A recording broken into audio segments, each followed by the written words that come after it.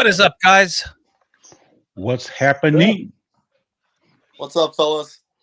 Now we got Foster doing the dance. No, I knew you guys were missing the dance. Damn it! Oh, I'm gonna work on that. I'm working on it. Guys, before I want to say thank you for joining us again on this Thursday night.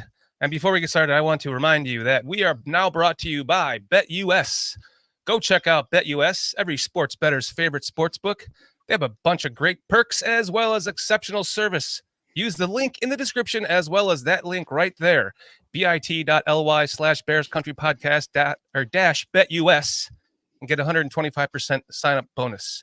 Place your sports bets with BetUS. I'm getting better with that. I know the football season's over, but you can still use BetUS for other bets. So, and PJ? And if you're going to bet, please bet responsibly, as always. Yes, sir. Guys, I want to take a moment to address what happened last week. It's going to be brief here. I just want to say that on behalf of myself, that I'm sorry for leaving the show early, but I figured it was best that I would leave the show as opposed to saying something that would be out of character and not representative of BCP. I never want to make BCP one where we're talking negative to this chat. I guess what got me upset last week is the fact that given my history being a black man in America, there are certain things that we've always been described, or you hear described through the years, because I've been a Bears fan since 1968. I've always heard a narrative about black quarterbacks being athletic. So when I keep on hearing that narrative being preached, it kind of rubs me the wrong way. And it's not about me just justifying Justin Fields per se, because truth of the matter is Justin Fields as well as Caleb Williams are both black. So it's not black or white issue, but just to describe a quarterback as just being athletic and not necessarily good kind of rubs me the wrong way. So I would rather, from here on out, I'm not even going to address the topic of Justin Fields versus Caleb Williams. That's a moot point until after the draft. But as far as my actions about taking myself off the show, that's why I did it. So moving forward, I'm done with that topic. PJ, thank you for that your description of that. We all fully understand, and I want to let you know that kind of shit is not going to be accepted on this show. I have had it with this. It's not a fucking cult, people. People are fans. We all have opinions. This would be like anybody that didn't like Walter Payton talking crap about Walter Payton and trying to make narratives against somebody. These are just players. Everyone here on this show has opinions, and we all love the Bears, and we can like or dislike the players that are on this team. But for some of the narrative that I've seen going around the internet and podcasters and people in chat, it's like they're trolls. It's like they're trying to create an infighting amongst this community of fans, because the Bears community of fans is the greatest. We have the most podcasts. So the BCP, we are no longer going to allow the narrative to be spoken in our chat. If the next person that's fucking says Justin sexuals in this chat is out of here. I knew I was going to have a problem tonight because I'm not using my See what happens when you say Justin sexual? Even the host get taken out. Yeah, even the host does. My damn cameras give me issues. Seriously, I'm done with that narrative. You can like Justin Fields. You can like Caleb Williams. You can like David Montgomery. You can like Herbert. You can like a running back coming out of this draft. But to put the narrative into something so disgusting, I'm sick and tired of it, and I no longer want it on this channel. It has affected one of our members on this channel. So you know who you are. You're allowed to have your opinions.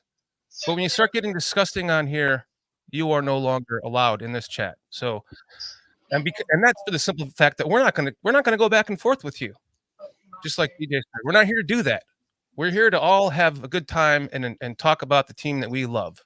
And these are all just opinions, for crying out loud. Absolutely. Okay. That being said, And one more thing, Dan. That's just people trying to get a rise out of people. That's what it is, and it's sad. It's a sad way to be in the chat. yes. Doug, Very well said. Chips ahoy, boy. very well said, Chips and Doug. Thank you, and I appreciate your heartfelt reaching out to me. So, and I'm glad that I just read that right before the show too. So that means a lot, Doug. Thank you. My damn camera. So, without further ado, let's acknowledge the guys in the chat. We have Doug Van Dorn, Cliff Victoria, Linda Foster, Chips ahoy, boy, Tony Moy, Mr. Mayhem, Charles Johnson, Evie, What is up, guys? Sorry, here we go. That's and better. Bernie. Good to see you. Good to see all of you guys in the chat. Thank you for joining us tonight. Excellent to see all of you again. Thank you very much, Hair Bear. Great to see you. Thanks for joining us tonight. Guys, before we get into it, I want to just go around the table and say, Chips, thanks for coming back on again. I know that you wanted to join us kind of after what happened at the end of the last show. So I'm glad to have you back. Thanks for having me on as always, man. I appreciate it. Walter and Foster, how are you guys doing this Thursday evening? I'm doing good. Sitting in the chair, man. I made it. Another week. Yes. Bastards. Sitting in the chair, man. Like that's all James Ford, Hair Bear. Thanks for joining us, guys. It's so wonderful to see you all again in chat. We appreciate you. Vernon, great to see you again, my friend. I'm sure hopefully Cliff Victoria is doing okay. He's usually here by now. Oh, Cliff is here. Is he? Oh, okay. Here. Oh, sorry. What's up, Cliff? It's always here, man, somewhere. Heavy Bear Down Davis. Yeah, I want to get into Mongo. Now that Evie's bringing it up, prayers go out to Mongo McMichael and his family. I know this has been a rough going for a true legend of the Bears who has finally deservedly made it to the Hall of Fame. I feel so much better as a Bears fan knowing that he knows it. And it's come out today that he is in the emergency room with pneumonia. So our thoughts and prayers go out to Mongo McMichael and his family. Yes. It goes to show you what's really important, man. That people are even willing to reach out. Circumstances. Yeah. The important things, man. Absolutely. Sometimes all you can do for somebody is be there and throw up a prayer. Just have them in your thoughts. At least we're evolved enough to do that. So. Mongo's sister's on Twitter. X just sounds gross. It's just some. How about Twitter? How about Twitter? Yeah, it's Twitter to me. So Mongo's sister, Miss McMichael, is on Twitter, and she's a wonderful, wonderful woman, and she responds to just about everything I've ever said on there in response to her, and she's wonderful. So it just goes to show, she doesn't have to do that kind of thing. So just a great family, and man, it just sucks. She's been out there pounding Twitter for the last year, man. I see it. I speak to her.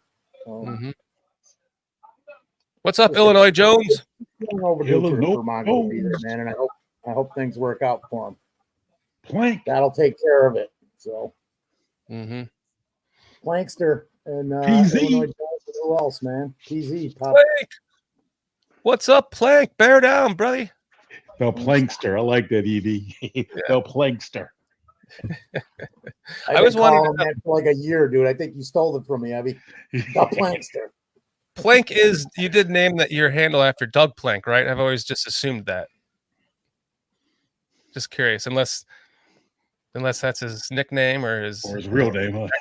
his actual real name. But we kind of saw this coming with the recent cuts today, huh? Whitehair, Jackson. Yes. Let's go around the horn about that. I want to know. I'm going to go last because I want to know your guys' thoughts on that. PJ, what do you think have about? no thoughts on it. Sorry. Yeah, you think it's good, right? Well, a good I thing. mean, you're talking about Jackson and Whitehair specifically, right? Correct. Yeah. I thought it was time for both. I was wondering whether or not they was going to try to like redo at least one of their contracts, and I'm wondering, are they both going to be post June 1st cuts where they can save even more money? So I'm wondering those two things. I would expect them to be. Aren't they actually cut, or that just the announcement that they're going to be? Well, yeah, with the post June 1st cuts is you let them know that they're going to be cut, but they don't actually come off the books until after June 1st. Mm-hmm. So I don't know if they're that. By doing that, you can save, I think, a extra like $10 million or something like that. Anybody else? That's exactly was my question. As soon as they announced, as soon as I saw it on Twitter, I don't know, one of the big three, man, Ian or Rappaport or one of those guys. And as soon as I saw that, my first question is how is this designated? Is this a post June 1st cut? Because that's more like 7 or 8 more million for a Peach, something in that range. I don't know if it's 10, maybe, but I didn't think it was that high. But because that's more money toward free agency coming up here. So, and then I'm like, also, well, what would happen if they were to sign with a team before June 1st? So I don't really. That was my big question: is what is the actual designation? And I haven't even nobody said it on Twitter yet. So that's my biggest thing. We all knew this was coming, unless by some miracle they were going to restructure Eddie's deal and make it feasible. We all knew Whitehair was gone. We all had a good feeling, pretty sure feeling that can't even remember his name. And he just said it. Eddie Jackson. Yeah, Jackson. Jackson. So it's and now they were already on my list, but there's 2 more voids. So we're digging in a little deeper here now where we're gonna need, but my man Poles will take care of that, I'm pretty sure. Chips, what's your thoughts? Jackson had that good 2018 year. Then he signs the deal and just really never lived up to it after that. Kind of disappointing because I was hoping for some good things, with especially after that 2018 year. And then Cody Whitehair, God bless him, man. I mean, all the different spots he had to play, guard, then go back to center, then go back to guard. Oh, hey, can you play center again? And for him to have the yips with the shotgun snap doesn't surprise me. Yeah. So maybe good on the Bears for doing what they're doing soon, so these guys can hop on to other teams rather than just So maybe change the scenery for these two. We'll do these guys some good. Maybe. Yeah. Well. Yeah, no, I was just doing some digging to see if there was anyone that had information on whether, where the cut was designated. I mean, it looks like they might even be gone as of today based on, how this works. But I mean, who knows? It was overdue. Let's put it that way. Oh, they're actually off overdue. the team. I mean, Eddie Jackson, like you said, was. Yeah. Well, we know they're. Like I said, I'm not sure. No one's saying yes or no when it is. They were saying it's basically Swifty covered it, but I didn't get to see the video. It was like 2 hours ago. I didn't get to see it. I know that. Yeah, I saw the video. I mean, he spoke but on it. Doesn't say. Go ahead, Peach. He spoke on it, and I know that the issue for me is whether or not it's 1 player or 2 players that can be designated. He said 2, but I was under the impression that it was 1. It could be 2 now, but I thought it was 1. I thought it was 2 max, but maybe I'm off, but I thought it was 2 players that is the max that you can do post cut after June 1st without going into never mind, man. It's Yeah, 1, because 2. what you can actually do is you can say that they're going to be post June 1st cuts, but you can cut them now so they can go find another team now. But they actually don't. The money doesn't come off your books until Yeah. June 1st. Therefore, you can Makes use that sense. money at that time to sign other players. So whatever Yeah. money you're saving. Here's the only thing Steve. that I obviously we knew this was coming, and I'm sick of seeing, like you said, Chips. He got that big payday after that big year, and that's kind of what we see happen a lot. We see players going into a contract year having their biggest season. You can just count on it. You know, Jalen Johnson this year. So I was almost kind of hoping in some way that they would have kept Jackson, because he's going into a contract year. And what better time to get the best out of him again than this year with a team that is defensively going to be a lot better and was, turning a corner at the end of the season. Then we end up, he has another Pro Bowl year. We let him go to some other team and sign a 1 or 2 year big contract and go play for a Super Bowl contender, and we get a compensatory pick from it. But that's a lot of money, though. Was that worth $16 million? Though? Yeah, that's a lot of money, man. But is it worth $16 million if you're getting 7 picks and 2 return for a touchdown, and he's balling out and he takes us to the championship game? But you also got to take in consideration his injury history. Would he even make it through the whole year? Well, I would bet against him not, because it's a contract year again. I don't know that foot, man. He never had surgery on it. Yeah. To Shorty's credit there, I mean, it is kind of like this. There was the situation with Fletcher Cox back in 2022. I know the Eagles released him on the 17th of March, I believe, and he was back on the team by the 31st on a more team-friendly deal. So it could happen. It probably won't, but it has happened. Yeah. I don't know. Eddie, the player, if I'm being frank, I always had a problem with his lack of tackling or being physical. I mean, yeah, he was a ball hawk, but his tackling, I mean, I remember seeing an interview where he made the comment, "Oh, anybody can tackle. It's what makes you special is being able to get the interceptions." And I'm like, wait a minute, bro. If anybody can tackle, why aren't you doing it? Yeah, that's kind of what I meant to say that in my little rant about him there too, because I'm sick of seeing him just trying to arm tackle guys. It's like he just hasn't balled out since that year he balled out. And by balling out, if you're just gonna be running with the guy for 15 yards and trying to take the ball out, at least peanut punch it. At least ball out on it, dude. You know what I mean? He's just kind of running with everybody, like, come on, I can get this ball. Right. Touchdown. Tackling's still part of the game, right? Man, ain't flag football yet. It's not flag yet. Think about over the last couple seasons, how many times did we complain about his tackling? I'm just saying. I know we've talked about it on this show during this season. Yeah. Plenty of times. People in chat saying, "I'll help Jackson pack." I get it. Oh. I'll find his real estate agent to help him sell his house, right? And just when he looks like he's about to have another good season, he gets injured too.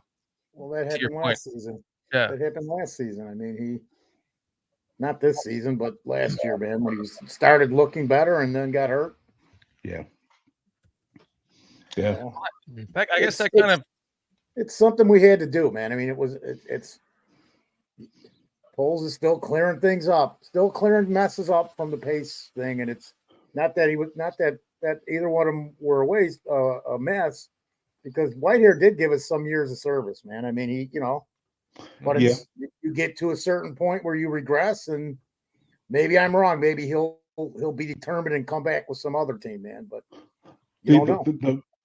The biggest issue I have with Jackson being released is when you really think about it, it's like I've heard interviews where they said Brisker said Jackson's being a tremendous help to him while he's on the field, telling him where to go, what to do.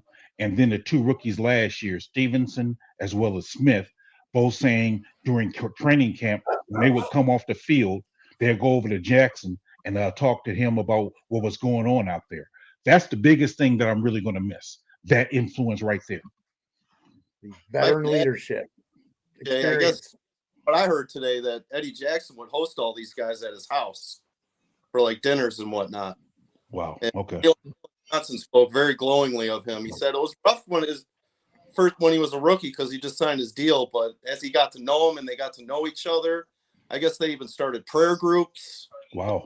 Practices and stuff. So yeah, like you're saying, there's just more than on the field stuff with Eddie Jackson with these guys. Yeah. And I'm not saying that their Foles is wrong in releasing him. I'm just saying that may be the issue, that may be the issue behind the scenes that we're not seeing. Yeah. I mean, like Vendor said, it's purely business. Mm-hmm. Yeah. Yep. Yeah, it's just that the veteran leadership is going to be missed for sure. Absolutely. But it's just, if we could have just had 2018 for just 2 more years. Yeah. He didn't have to do that every single year, but just 2 more would have been nice for the contract, right? Yeah. And to Chips Ahoy point, it's like with Whitehair, it's like he was moved around to where he could never really get settled into one position to where he could really thrive. So it's like we missed out on the opportunity there with him. I mean, I don't think he was anybody's center. I mean, his snapping was just awful. But if he could have settled in at guard and stayed there, I think he could have been a Pro Bowler at least. I agree, PJ. Well, he was. As a center his rookie year. If I'm not mistaken, I think it was. He was a Pro Bowler in the year that Trubisky was a Pro Bowler. Was it an alternate though? Yeah. But it was at center though. Was it? Okay. Yeah. Yeah, I guess it was. He was playing center then for Trubisky, wasn't he? Yeah. 2018. Yeah, but I mean, we all were saying, yeah, what a good draft pick, for where we got him. He could be a good guard, and then they moved him to center because of a need, and then he played really well. If they would have just left him there, maybe he would have gotten better at it, and then they move him back. It's it's kind of like Tevin Jenkins. This is starting to drive me nuts with Tevin Jenkins. Just keep him at right guard, damn it. Yeah, I think if you really guys remember, go back to when Whitehair was a rookie. When he was a rookie, Grasu got hurt, which opened up the center position. Bears signed a guard / center from Green Bay, being Sutton. Instead of moving Sutton to center, which I would have done, they moved Whitehair to center and put Sutton at left guard. And I'm thinking in my head, well, if Sutton's only a stopgap, leave your left guard, who you drafted to be your left guard, leave him at left guard and let him grow. But no, they moved the rookie in at that center, and then he bounced from center to guard to center to guard, and yeah, that was bad. Foster, I love that Bears zip up he got going on there tonight, by the way. That is sweet. That is nice. That looks new. Got it. 1980. It's a year ago. No, this is something newer, man. It's new. Yeah. We only had this a year. I like that. I gotta get me one of those, man. Dwayne the Rock Johnson gave me this for my birthday last year. I bet he did. Yeah. Different. The original man. The original Dwayne The Rock Johnson. Okay. Not the one you guys know. Oh, The okay. original one. This guy's like 20 years older than him. So You know what, Dwayne Johnson? yes, and they've been called everybody in his family and friends have called him The Rock since about 1974. No shit. That's Because awesome. he was just a big rock, dude. He's still a big rock. He's like 270 pounds, man. They still call him Rock. Funny. It's funny. It was there long before anybody knew this guy. You know what I mean? Yeah. So That's pretty crazy that they called Dwayne Johnson The Rock, and he's not. There's a different Dwayne Johnson. I wonder how many times that's happened besides that one. I'm sure it's happened, but that's just So The Rock when The Rock was like a kid. This is Jane Foster.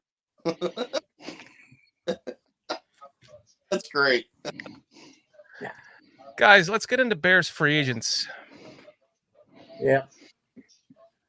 I want to know who you guys in chat think, what you guys think here on the panel. Who of these current free agents that the Bears have on their team should be re-signed? Starting with Mr.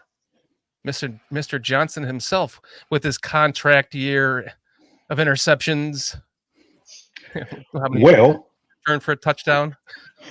if I'm going to go first, let me say I would resign him if the price is right. If the price is not right, I will tag him and then wait till next year to sign him after he doesn't have as many interceptions as he did this past year. Okay. I think that's probably what's going to happen. Yeah. If I had to guess. There's other routes we can go with that too. Foster?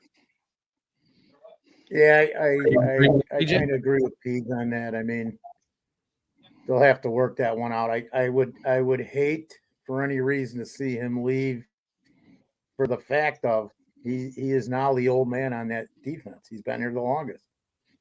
Once Eddie's gone, he is the veteran leadership on that team. He's been there.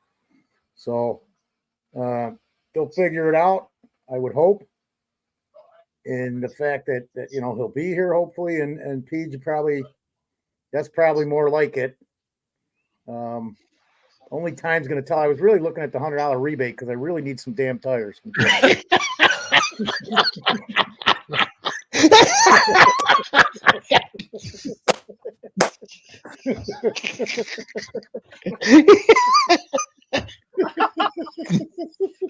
That's classic Foster right there, I'm telling you. Bring JJ back, man. I'm looking at that myself too, going, should I have this up right now? Hey, man, if I'm here, there could be a problem very easily. Oh, sorry, guys. Oh man. I'm gonna take screenshots while we go. I'm trying to save some time. Lock that one in. Guy's not even fucking what he's looking at fucking tires, and we're talking about Jalen Johnson. What the hell's the matter with this guy?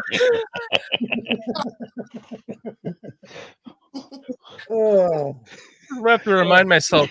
I can ask Walt. Hey, Walt, can you take screenshots of all of our current free agents? I have the list right here. Hold on. I want a list. I need advertisements, man. I need stuff. I know we were a bit over the show, but I need some tires. I actually really do need new tires myself. I mean, I do too, man. They're like, there's not even a penny's worth in there. It's like the thickness of a penny left. Okay, there we go. Thank you. There you go. Thank you, Walt.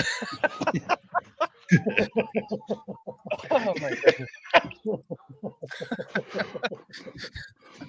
We didn't get to Walt or I love you guys, boy man. down there about Jalen Johnson. You guys do this shit to me every week. I am so dragged out and so tired. I am yawn. I can't barely keep my eyes awake, and I don't want to do the show. And then I get on here and a couple of freaking laughs from you guys, and I'm right back in it. So thank you, Foster. Are you playing Sawgrass, man, on Golf Pro? Laz says he sees it in the corner, man. I don't see it. That's a good game. Oh no, it must have been up there before. It changed some I'm Norwegian rule line. seeing the Island Green at TH Sawgrass, the 17th hole. I know the one he's talking about. EPC Sawgrass. Oh man. He's a game. Okay. He's a gamer. So we have the list Back to here. Jalen. What? Were you done with Jalen, by the way, or how you not even began? I forgot with the tire thing. No, I'm good. That's what I said. We haven't even heard Walt or Chips Ahoy Boy on JJ. They want us to go back to the photo of JJ, man. See, somebody else needs tires too. I'm telling you. Lance must need a set of 4 steel belted radios. He's looking at that $100 rebate. Oh man. Oh, you really want the picture back, Les? Ack Adam says Discount Tires used to have a deal that included a Tillman replica jersey. I wonder if they still got that. I don't know, but I'd the take next it. bear in the Hall of Fame. I hope Shut so. up. I own the jersey, so I hope so. So, Walt, what's your back to JJ? What are your thoughts? I mean, I think he's probably the only one I'd resign personally. You know, tags of what 18 million, give or take. I think market value Sports Track has him at 16 and change. So you overpay a little bit if you tag him this year, but I guess it really depends. Are we going to get the Jalen Johnson of this year or the Jalen Johnson of last year? Wait, a 10-year, 100,000-mile powertrain limited warranty? Are you guys kidding?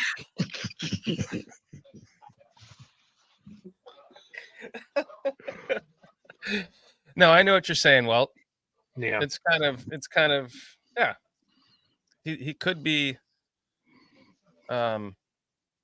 someone that you want on this team for foreseeable future.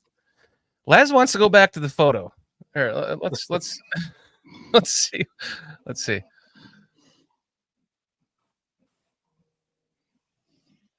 There you go, Laz. Did you forget what he looked like? Or did you want the tires? What was it? You're looking at that Nexon tire. That's what it is. What else do we have here? Oh, he wanted to see her. I got it. The inadvertent commercials that play all over these stupid ads. Yeah, I'm sorry. That was a fun side note on all that. Chips, thoughts on Jalen Johnson? I'd like signed, but I'm thinking both sides are so far apart right now and what he's wanting, because he's wanting to be one of the highest paid corners in the league. I last heard something like $23 million a year he's asking for. But I think I'd like to see him sign, and like I said, I think they'll franchise him next year. And then Walter brought up a good point. What Jalen Johnson are we getting? Is this the Eddie Jackson version of 2018? Let's not forget he wasn't intercepting Jordan Love at the end of the game when we needed it. He wasn't intercepting, the top quarterbacks in the league when we needed him. He was intercepting the bottom tier offenses and quarterbacks in the league, other than Goff. Like he kind of owned Jared Goff a little bit, but I mean he had a career year against crappy offenses, and quite frankly, if you want $23 million a year, you should be picking those balls off. It's the ones you haven't picked off that doesn't warrant that much money. Yep. No, good point. I agree, man. I was going to say that the Barroom Network the other night, the Dan and Aldo show, they were talking about the word in Pittsburgh is that Mike Tomlin wants Justin Fields in a trade. And I don't want to get into all that trade quarterback crap talk anymore. But just to say, like, if something like that did happen, then maybe I would. Then I think that would be one of the only reasons why I would resign like Jalen, other than a like you said, PJ, to franchise. You can franchise him for the next couple of years and just pay him top money, and that way you're not going to lock yourself into some big Eddie Jackson contract and then not get the same production out of him. At least if you paid him $20 million next year and he has the same year Eddie Jackson had the following year after that contract, then it's not worth it the next season, right? But if it was $16 million, $17 million a year, and you don't have that quarterback contract, then it might be worth looking into as far as re-signing. But I think that's the route that they should go, is franchise him, because you have the money to do it right now, and then let's see where we are in a year. What do you guys think in chat? I want to know what your assumptions are here. We got some comments from Doug. He's made some good points. We could also use a running back to replace Foreman on the roster, and maybe a QB3 who's an upgrade over Peterman. What's I'm surprised we even had a QB3 the last couple of years, because Nagy never had one.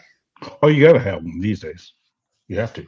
Well, it's easier now because you can pull them off the practice squad. Right. But is that worth? I don't know. How many times can you do that with Peterman? Quite frankly, I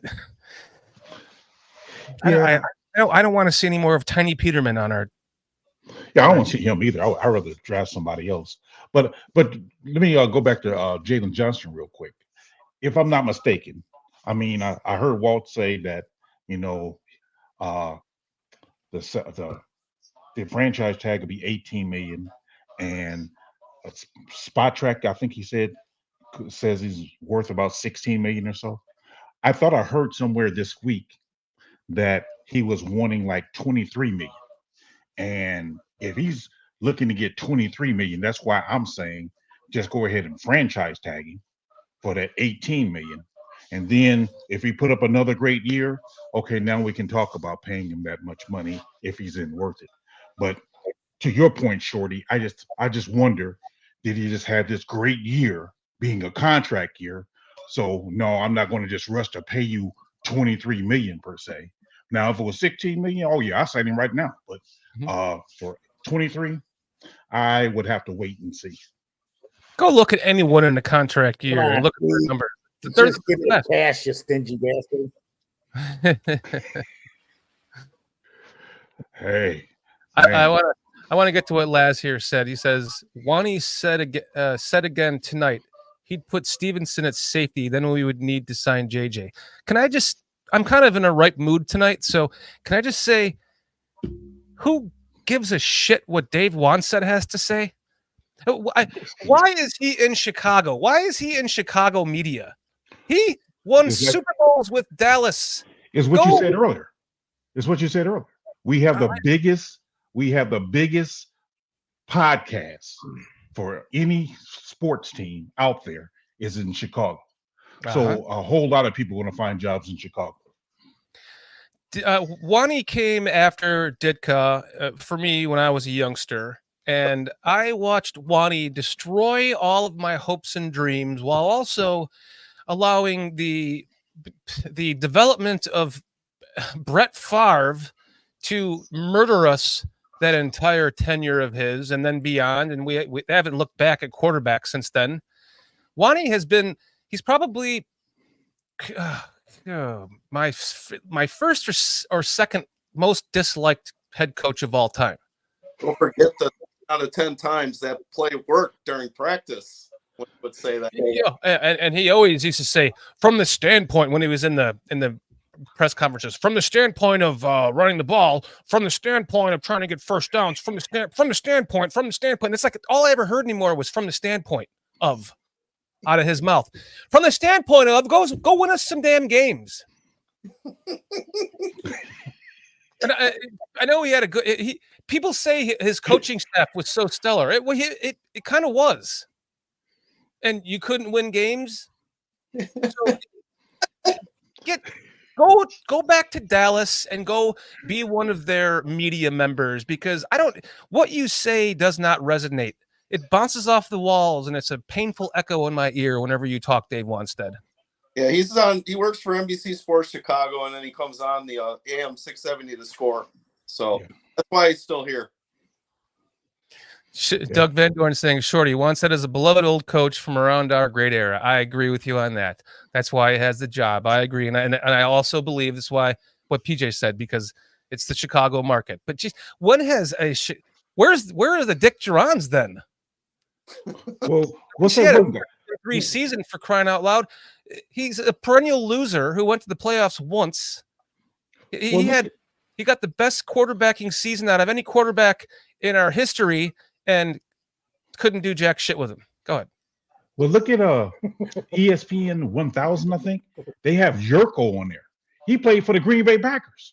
Oh, Here's the difference, though, guys. I like Yurko, though. Don't get me wrong. I like Yurko. it's from Yurko's here. an Illinois guy, man. He was a Bears fan growing up. He's a Chicago guy. That's what I like. Wani's from Pennsylvania. Wani's from Pennsylvania. Yeah. So he's really. I believe he does have family here in the Chicagoland area. I think he's got a couple nieces or a nephew. I saw him on some NBC5 thing where he was playing with his niece, or I'm sorry, his grandchildren. That's what it was. So he's got family here. But I'm talking about Wani. Wani's a Pennsylvania guy because just everybody's like, oh, good, we got a Pennsylvania guy in here. You get guys like Ditka and some of the coaches that were coaching the Steelers. A bunch of those guys are Pennsylvania guys. They're usually good football guys, and he just wasn't, in my eyes. Wasn't for Jimmy. Know who Dick Wanstead is? Yeah, exactly. And I mean, Wani has grown in my heart, kind of like what you were saying, Doug. He's kind of just one of those old era coaches, and he's kind of grown in my heart that way. But it just perplexes me that he has any ounce of anything worth to say that anyone gives a shit about in the city of Chicago. It would be like Chicago media right now, though. It'd be like John Fox, being some big guy in the Chicago media. They're going 4-12. Well, I think, it's kind of the same thing you're getting with Wanstead, whether it's like his weird beard that your mustache he always had. I don't know. I mean, he's always like half fucked up on scotch. It's like, okay. I wonder why you couldn't win. Sorry, I'm in a. He's in a weird mood tonight, y'all.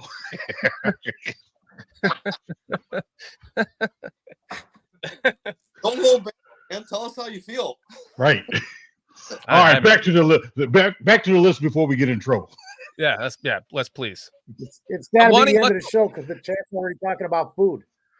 By the way, it's not because Dave Wanstead kicked me out of the locker room that day that I walked in with the press pass. It's not because of that. Sure. Guy. I was on my way out, by the way. I was like, well, there was a lot of dicks swinging in here. I'm getting the hell out of here. And all of a sudden I see him like looking down at me. He was like 8 feet tall. I'm 6'2", or I was 6'2". And he was tall. I was like looking up at him. I'm like, I'm out of here. Okay, so our next free agent that let's move on to from the list here. We have Eddie Jackson is obviously gone now. Yannick Ngakoue is an interesting one. I don't want him back. I'll say this. He would be my second choice for the price. You all know who my first choice is, so I don't even need to say it. But for the price, he would be my second choice. Okay. I'm going to go last on all these measures, just so you know. So you're next, Foster. What the crap, man. Ngakoue, no, I don't see him coming back. I mean, it would have to be a very team-friendly deal, and the only way you do that is if you're not going to get who you need in the draft or free agency otherwise. But I don't see him coming back. I could go down the list. There's probably only one or two guys I'd even look at. So, would it be safe to say, Foster?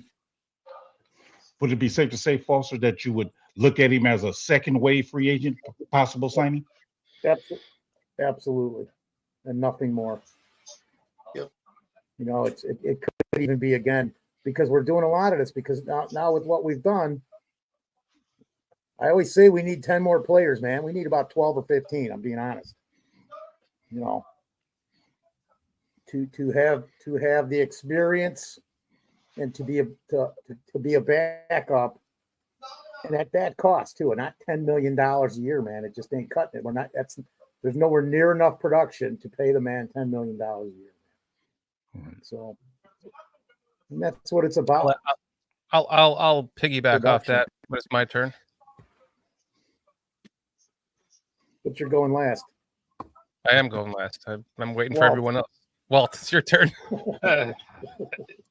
After last year, I probably wouldn't re-sign him. At least not for that money. He'd have to take it like a 50% pay cut, maybe, and then I would entertain it. But like PJ, me and him are Chase Young boys all the way.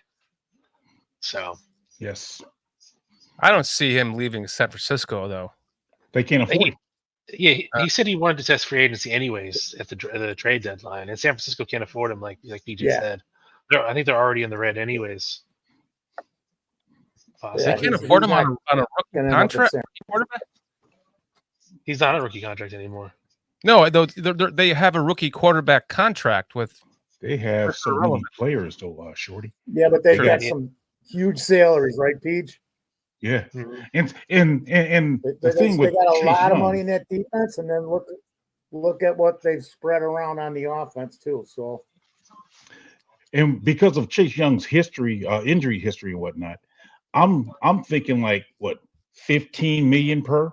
I'm not now because Hunter. I mean, because there was talk about Hunter. I'm sorry, Walt, for taking over real quick, but just to say Hunter, they talk about he may make about 30 million. If we're just basing it upon talent only, I think Hunter's a better player than Chase Young is right now. And that's what I'm saying. If we can get Chase Young for about 15, that's why I'm on board. That's the point I'm making. Yeah. Well, I mean, it's like you were saying, PJ, you're talking about San Francisco. I mean, they're paying $31 million to Trent Williams next year. It's most of the team. Yeah. 28 to Deebo Samuels. Armstead's getting 28. So jeez, they're like 11 million in the hole right now. See, and then they got to pay Ayuk. I think he's up. Yeah, I mean, his brother is going around saying like, "Oh, thank you, San Francisco, he's done." But we'll wait and see on that one. Yeah, see, they got so many players they got to pay, man. But even after Chase Young, you have guys like Bryce Huff coming off the Jets. Yeah, and a few other young guys that could even jump Ngakoue in terms of what we need. Yeah. I mean, honestly, I'd say go with the draft personally in that position. That's Double exactly it. Exactly it, man. He's going with the draft because he's already spent money on defensive position. Don't see him spending more there. Well, I mean, even if you get around, like I said in the Super Bowl, paying him Chase Young around 15, 16 million, I'd be fine with that. It's not, it's not going to kill you. But... Right. Chips Ahoy, what's your take on? What did he do the last? What did he do the last 5 or 6 games? Chips, Chase Young. Do you know? I know a few of those games. They were, picking and choosing when he was going to play. I'd go through the draft. That's my point. You're going to get another edge rusher. I'd kind of stay away from Chase Young and wait. Wants a team deal. So wait, should I pull him? But, I'm not a big fan of Chase Young. So that's it. You're out of here. Me neither. Hey. Everybody trying to go. I'm a fan of Chase Young, but I'm not sure just how he can hold up with after that injury. But who knows? He could continue on the pace he was on before that injury. I don't know. He looked pretty good in the Super Bowl to me. I mean, he played all year this year. So yeah. I mean, the question is, and I know Chips, you kind of alluded to this.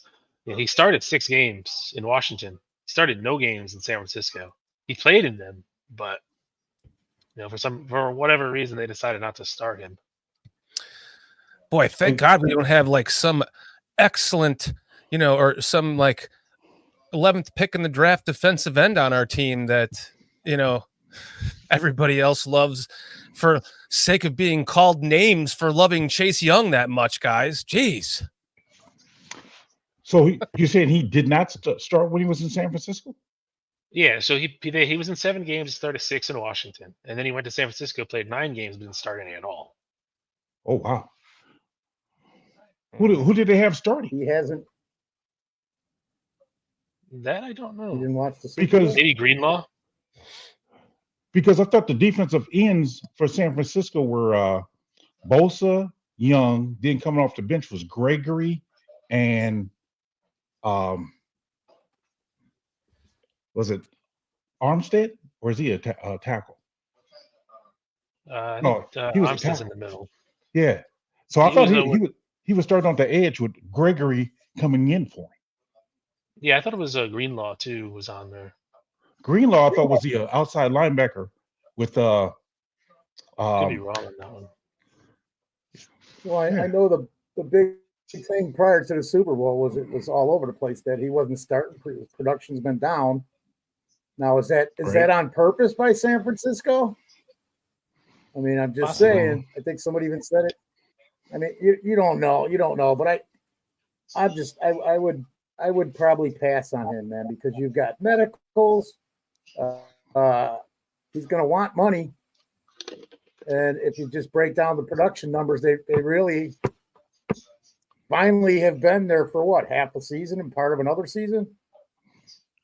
I'm just saying, man. I'm just giving all the what's there. You can find all of everything I'm talking about. You can see it on. Just go look up his stats and how many games played and how many games started because of the injuries. Well, I mean, So just to put I in don't see perspective, polls going that way either, man, because there's too much risk into it and too much money. I mean, just to give you an idea, Foster, in terms of like his playing time, he did about 770 snaps his rookie year when he won, Defensive Rookie of the Year. So it was about 76, 77%. Yep. I mean, he only did about 678 snaps for about 66% this year, and still managed the same sacks, Yeah. the number of sacks. His tackles were down, but he's still giving you about 8 sacks with less time on the field. So I Yeah. guess that's a plus. Yeah, I guess it is, man. We didn't even discuss that. How about then that's Yanni also- Ngakwe, though, guys? Yeah, we've already done that experiment and it didn't work. I disagree. Even with Sweat, when his game picked up a little bit. I disagree that it didn't work because he had 4 sacks after they got Sweat. Like, having the other guy on the opposite side of him did make a difference. So if they can get him on another 1-year, $10 million deal, and he can stay healthy, which he hasn't been shown to be injury, prone. It was just an ankle injury or something that took him out the last 4 games or something. Something He broke. broke his ankle, yeah. Yeah. Okay. I don't. I mean, he when he was the only guy on our team this past season, he wasn't spectacular. But when you saw him have help, and then Sweat made everyone better, including Javon Dexter and name them. Absolutely. Interior defensive line was better. Absolutely. Yannick had 4 sacks in 4 games. So I don't know. I mean, 10 million again to see what they can get out of him. I think it's. Do you want to go 30 million with a Danielle Hunter? That's a lot of money, man. No, How about Chase Young for 11 million base with heavily incentivized to get him up to possibly 18 if he meets all these incentives? I can go with that for 7.5 sacks this year, coming back off that injury, compared to the 4 with Yannick having one this year. Yeah. And you pair him with Sweat again? Oh, absolutely. Yeah, they did pretty good. It wouldn't be a terrible move. I think you could actually provide a lot of pressure that again to make our defensive backs look even better. Because realistically, I don't think that there's a defensive end that's a wow defensive end in this draft that they're going to get their hands on, because they're going to be too focused on other things. So it's going to have to be the free agent route, right? Well, I think you Not still necessarily. I mean, with you that get number, with that number 9, if you trade down, which you can, if you get the right guy you want at number 1 spot, be it trade or whatever. But then come to number 9, if you want to trade that down a little bit, you can still possibly get a Dallas Turner or Jared Verse, Chop Robinson, somebody like that. You can still get that. So I'm thinking, I mean, there's nothing wrong with, you can never have too many pass rushers. That's what I'm getting at. So if you go with, that's why I say I wouldn't want to pay, because we're paying Sweat $24 million. So I'm not trying to pay Hunter $30 million. So I'm not trying to tie up all that money there. If I can find another defensive end that I can pay between 10 and 16 million or so, and then still draft one, we got 3 solid ones there by drafting one that we can then rotate and have a good rotation going with those guys. Yeah, I mean, like you were saying, PJ, we can use number 9 and go for somebody there, but there's at least 4 pass rushers, at least defensive ends, that are first round material. You named Dallas Turner, and I'll get to Dallas Turner back. I'll circle back to Dallas Turner in a second. But you have Latua, Verse, Chop Robinson. Some people are saying Darius Robinson out of Missouri is like a borderline second round, late first round talent. Yeah. But I sat through and I watched like 6 or 7 games of Dallas Turner's career over the last couple of days, from 2022 into 2023, and he looks good. I know Alabama had him play more outside linebacker role, but if you watch him down in like the 3-point stance, or even sometimes lining up in the center, like in a more of a defensive tackle role, he's good. He's got a really good first step. Fast and off that ball. Yeah, he's only 22. Yes, fast off that ball. I'm telling you. Mm-hmm. All right, let's move on to the next player on this list. Cody Whitehair's obviously gone. Justin Jones, interesting one. My take on him is a wait and see approach. I'll say I wouldn't sign him right away. I'm looking at, in my scenario, that I think is very possible, is if we making a certain trade with Washington and getting a player in that trade, being a Jonathan Allen, we won't have the need for a Justin Jones. Yes, that's very well said. Chips, you're next on the list here. I put myself at the bottom. Okay. Yeah. Piggybacking off of what PJ just said, I kind of like that. It's depending if they make a trade with Commanders, they could freaking pony up one of their fat guys. So just not impressed with Jones. Yeah, not very much myself either. I mean, he's okay. He's okay. Yeah, he's okay. He's about what everyone thought that he would be. We all knew who Justin Jones was, and we signed him anyway. Actually, Justin Jones did really good, considering what he played on the Chargers and all that. So I mean, I think he played well. I just don't know if he really fits moving forward. I wasn't really turned off by his play, but you have guys like Zach Pickens and Ron Dexter coming up. You can spend a middle round pick, like a 3rd round, on, maybe we get lucky and Mason Smith from LSU falls, or we take his running mate Wingo there. There's a couple guys you can jut into that backup role too and move your other guys up. So I don't feel that he's a necessity. I mean, if he wants to come back on a cheap deal, I wouldn't say no. Right. $6 million for a year. Yeah. You've been demoted. It's now $4 million. That's what he made this year. I mean, he made $6 million this year, but I don't know if I pay him that again. Oh, absolutely not. Absolutely not. You know, I can think of a lot of things I could do with that extra $2 million, guys. Like buy an island in the Pacific. Like, me get your too. truck fixed. I'd say spending it on a player isn't my idea either. Hey, my insurance paid for that, buddy. That cost me $0. I have a $0 deductible. Well, in that Yeah. case, use that money to pay for your premiums. To pay for the amount that I lost while I was into the Carfax report. Go ahead, Foster. I was just gonna say if you can get him on a right deal, and I'm talking 3.5 million for another season. Locker room guy, he stepped it up just like we talked about with Ngakoue and everybody else.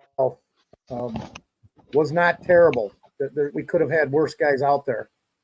I'm gonna draft, try and get a defensive tackle on this draft somewhere, late second, third round, depending on how the trades work out, man.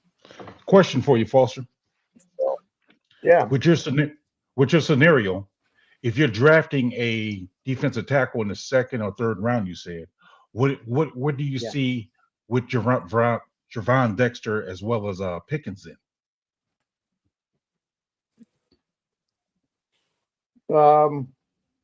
Gervon Dexter, I think he can play. He can jump spots, man. We saw a little bit at the end of last season.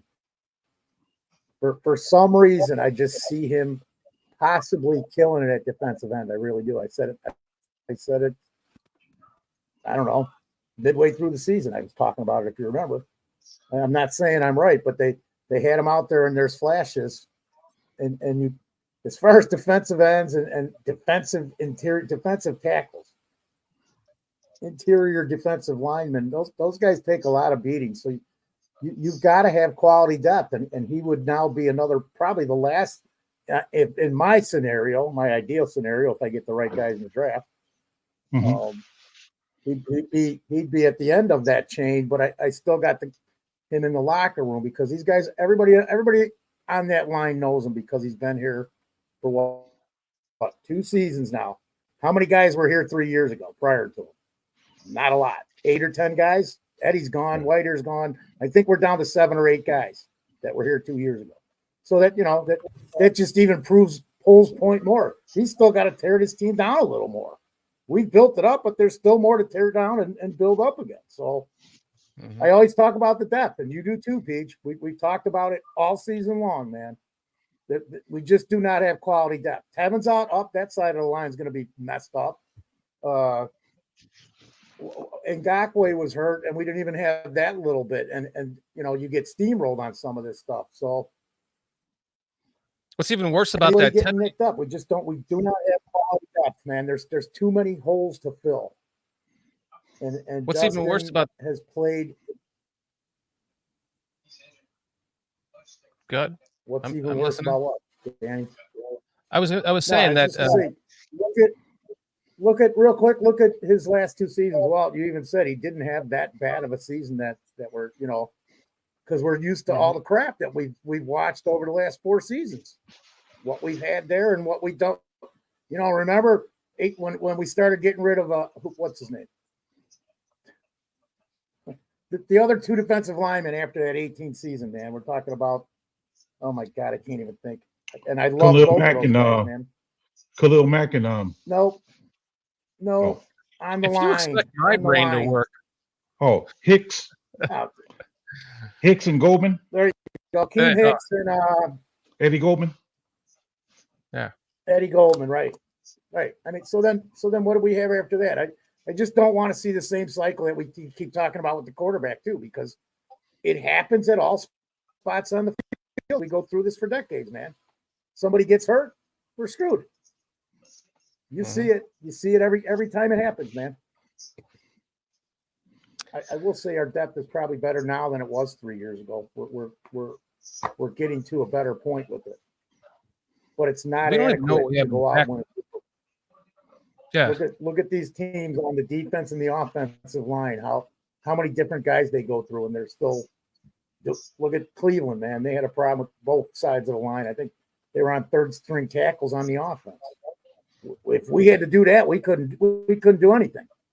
If we had to rely on 2 third-string tackles on our team last year, man, it would have been insane. Name me the 2 third-string tackles. We don't even know who they would be. One of them got plucked off of our practice squad. Travis Bell. Yeah. But Travis Bell didn't Yeah. even last that long in Atlanta. He ended up in Cincinnati at the end of the year. Oh, Cincinnati. Yeah. Cincinnati. Yeah. I'll just say about Justin Jones that he is quality depth, and was it here? Raging Oracle said that Jones is like that 70 that Madden player rated 70. You can't find an easy replacement for him, and that's so true. And then I kind of said to him back in chat that he turned from a 70 to like a 73 when they got Sweat.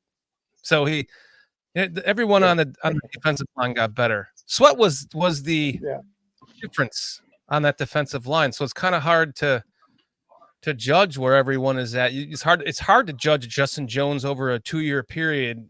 You know, you have to take into account what he did after they got Sweat. And I think that for the price and for, just having quality depth, I think that he is someone that I would look to keep personally. But to your point about Sweat, Fair enough. was that not his contract year? So I'm curious to see what he does this next year. If we're being fair. They said it during the combine when he was, I think he was doing the 40 because they had done all the other things and he was doing the 40. And you're like, one of the announcers said something like, somebody's gonna get a long time of good with this guy. Mm-hmm. Montez Sweat at the combine the year he came out. Because Sweat had a career year last year. If you guys remember, you guys got to know how I feel about Montez Sweat. He had a career year because he led 2 teams in sacks for the first time in NFL history. That's what I'm saying. Before last year, he never was in double digits in sacks, if I'm not mistaken. So being his contract year, he now put up these career numbers. Mm-hmm. Is he going to take a step back this year? I hope not. But to your point, Shorty, that's what tends to happen with these players. Cheers to that. Two Moving on, real quick, Peach. He's coming into his prime, this Sweat, and he didn't have to do what he had to do on the Bears. Completely different defenses. Not completely different defenses, but look at the guys they had on that team with the pressure they were getting up the middle. Just what and how much money? Well, that's why they got rid of 2 of them because things were not going the way that Rivera had planned, and then all the money that they spent him. I just out of that entire 4 guys, I'll take Sweat over every one of them every day of the week. Mm-hmm. Because he's going to be there and he's going to play. He's going to play till the play's over. He's shown it. He'll show you again next year. He better. I'm hoping so. I'm not saying you're wrong. So, I'm not even saying I have anything to base upon. I'm just wondering because he did put up career numbers this year. I know I have faith in the man. It's fair enough. That's a quality statement right there. But I do have faith in him too. I feel like he loves football. Yeah. I'm not sure that Jalen Johnson loves football as much as Montez Sweat. I'm not saying he doesn't love football, just not as much. To Lucas Patrick. I'm gonna make this real quick. No. Honestly, guys, we could probably go all the way down to Jalen Johnson and say they're not coming back. Wait a second. Okay, so we're all definitely no on Lucas Patrick, right? We're moving on, right? Well, here. I got to throw this in, guys. Let's talk about this, Chips. Are you sitting there? I can't even see you. Yeah. Yes. Okay. I got to question this one too because if Whitehair's gone and Feeney and Patrick are gone, who's our center right now? The Kramer? guy from Seattle. the guy from Seattle, going to come over with Waldron. My He's prediction. on the Bears. Okay. That's my prediction. Okay, Isn't so he- didn't he you get got injured, somebody though? to fill that. You got somebody to fill that hole. I got to break this out because Patrick's a guy I might have to look at if I can sign him on a lower end deal. I might have to bring him back too. He is also very good in the locker room. Everybody actually likes the guy. He's kind of like Dad. Listen to the chatter in the locker room. I'm not saying for sure to keep him, but listen to what's said in some of the reports. Actually, players have said it. So, I mean, I'm not saying that you're keeping him either. He's somebody that I have to keep my eye on. He would be my last depth piece at center. I need it because it's a long damn season, man. How many centers do the Bears carry? That's why they try to get versatile guys that can play both. Well, I think that, they have Kramer waiting in the wings, and if you bring That's it. somebody who's familiar with Yeah. Waldron's system, Evan Brown, he's a free agent, the center. So I'm seeing the connection with those two, just like with Patrick and Getsy. They came over here together. So now you bring in Brown with Waldron. So you have Brown as well as Kramer. And I'm of the opinion, I know everybody's on JPJ. I'm a big Cedric Van Pran fan. He's my guy. He's my guy. So I would draft him in the second round and not have to worry about drafting JPJ in the first round. We kind of went through this last year with JMS too. He had a good Senior Bowl. Everyone got really, really high on him. He went to the Giants, and that was that. He didn't really explode onto the scene like everyone thought he would. I have nothing against JPJ. I think he's a very good football player. Yes. And he looks at some good clips at the Senior Bowl. He also had his hamstring injury at the Senior Bowl. Let's not forget that. I mean, it might not amount to anything. But I agree, man. I'm a guy who wants JPJ. I'm like trade back to that 22 or 18 or whatever it's going to be and get him and sign a free agent. But as a reserve, I still have to keep an eye on either one of them. Senior probably, and somebody said it in the chat, probably Feeney because the guy can snap the ball better than Patrick's done. So maybe that might be my answer. But him and Fields' connection, for some reason, they wasn't jiving when he played in that one particular game. I can't remember which game it was, though. But they seem like his snaps was okay. They haven't. Right, but they haven't. You can work that out in a training camp if he's going to be your third guy. At least he can play guard because we know what happens at the guard position on this team. Yeah. I mean, Foster, to your credit, man, I don't think Lucas Patrick's coming back, even at a depth piece. Yes, he was cool in the locker room to have after you won, but after that, I mean, his value kind of fell off the planet. And there are a few free agent options. PJ brought up the guy from Seattle. He's a 3-year. I wouldn't call him a starter. I wouldn't say he played every game in Detroit the prior 2 years, but he played a good amount. So, and then you have the Denver center that's coming out more than likely. You can go with him. There's somebody on the Raiders. I can't recall the name off the top of my head. So there are a few guys. Then you brought up, Doug Kramer, who could also be backup. He's fine at that position. Yeah.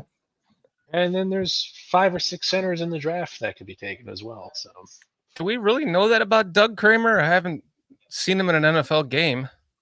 Well, yeah, he played plenty in the preseason.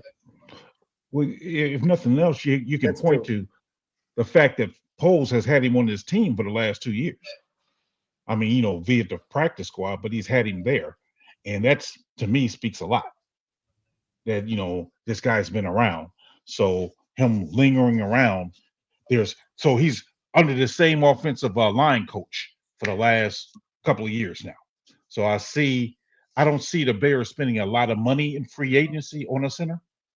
I think they would rather go with the whole, let's get somebody probably cheaper and then draft our center to nail down that spot.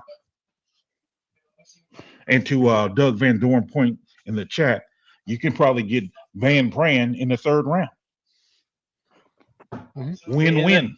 That's why I brought up, because I know I did a Van Pran image, and I was saying on X, this is my top center of choice, and I got a lot of heat saying, "Oh, you haven't watched JPJ play." It's like, no, I have watched JPJ play. I think he's a very good center. The Yes. problem is he as easily attainable as center Van Pran? No, he's not. Right.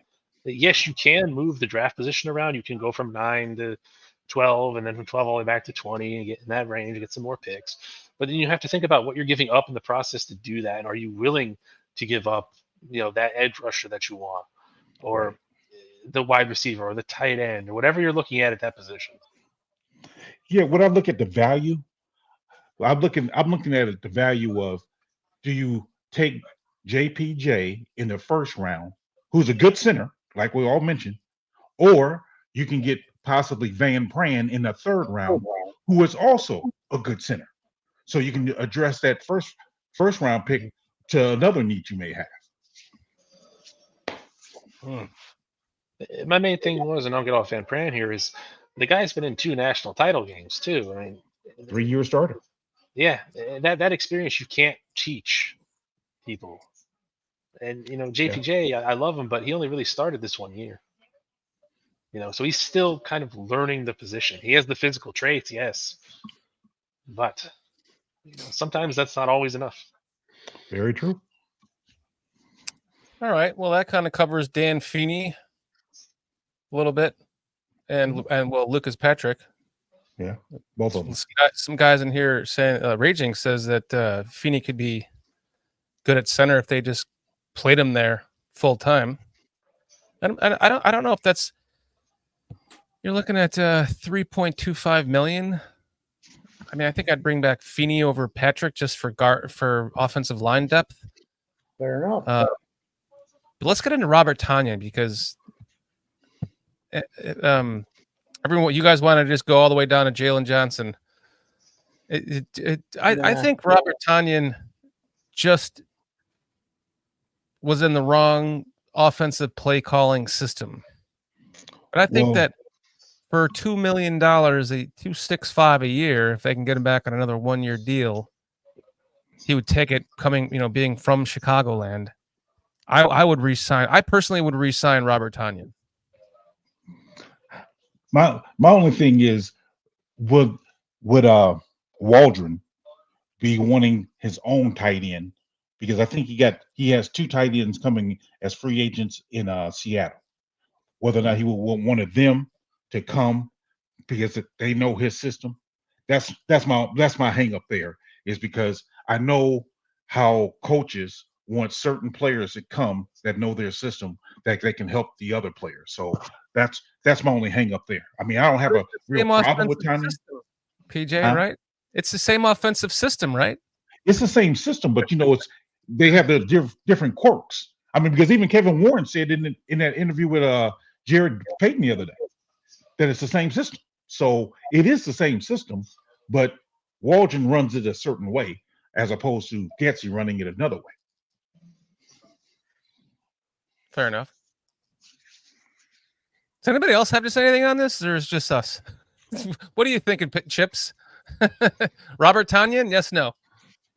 I'd bring him back just for depth purposes, and I believe he was a decent blocking tight end for him. So he had a couple of games where he could have played better, where they tried to give him the ball, but for the most part, they didn't really scheme him into things very much. And I remember that big crucial drop he had against Cleveland. Oh, don't even remind me. Not that should define him not coming, but man, that was huge. That was huge. I'll never get over that play. Never mind. Moving on from Robert Tonyan. Well, I throw in. I think I'm inclined more to keep him if the money's right, because I think the situation surrounding his first year here was not a good one for him. I mean, and that Cleveland play just made his season worse, because he was actually progressing, especially when Kmet was out.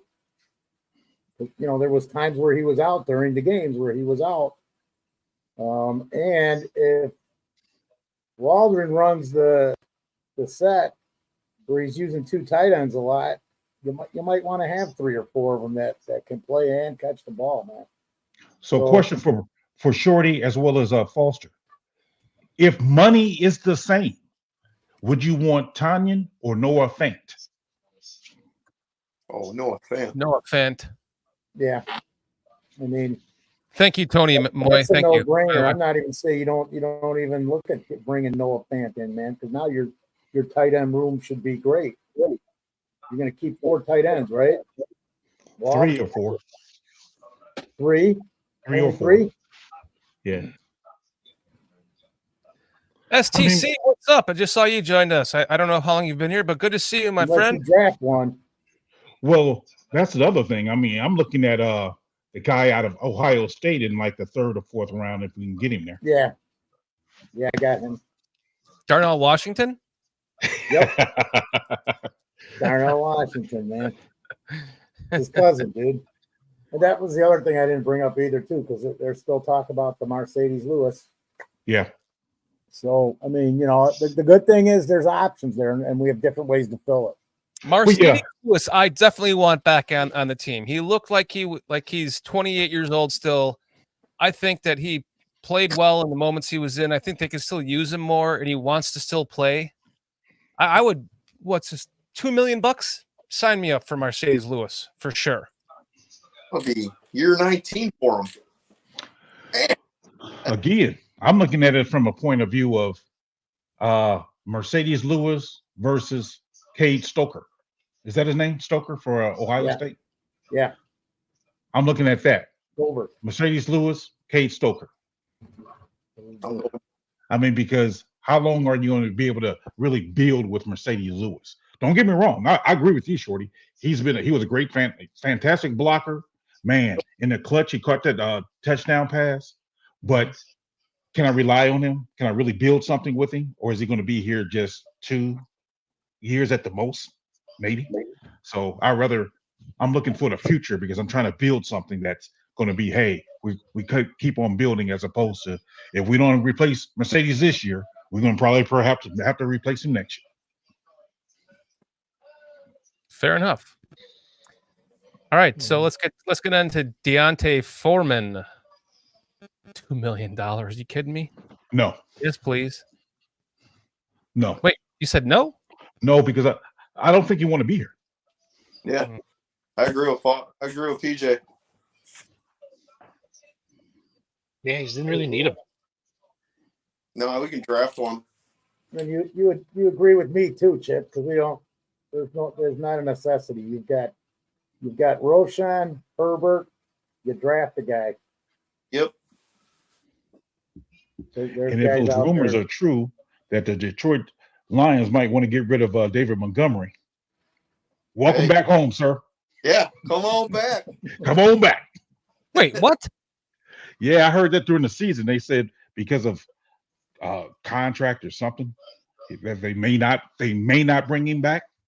I heard that on one of the television. I mean, how true it is, don't know, but I just heard it. That's what I'm saying. If by chance they release him, come on back. Will Gibbs be able to do what he's doing continuously without Montgomery there to pound the middle?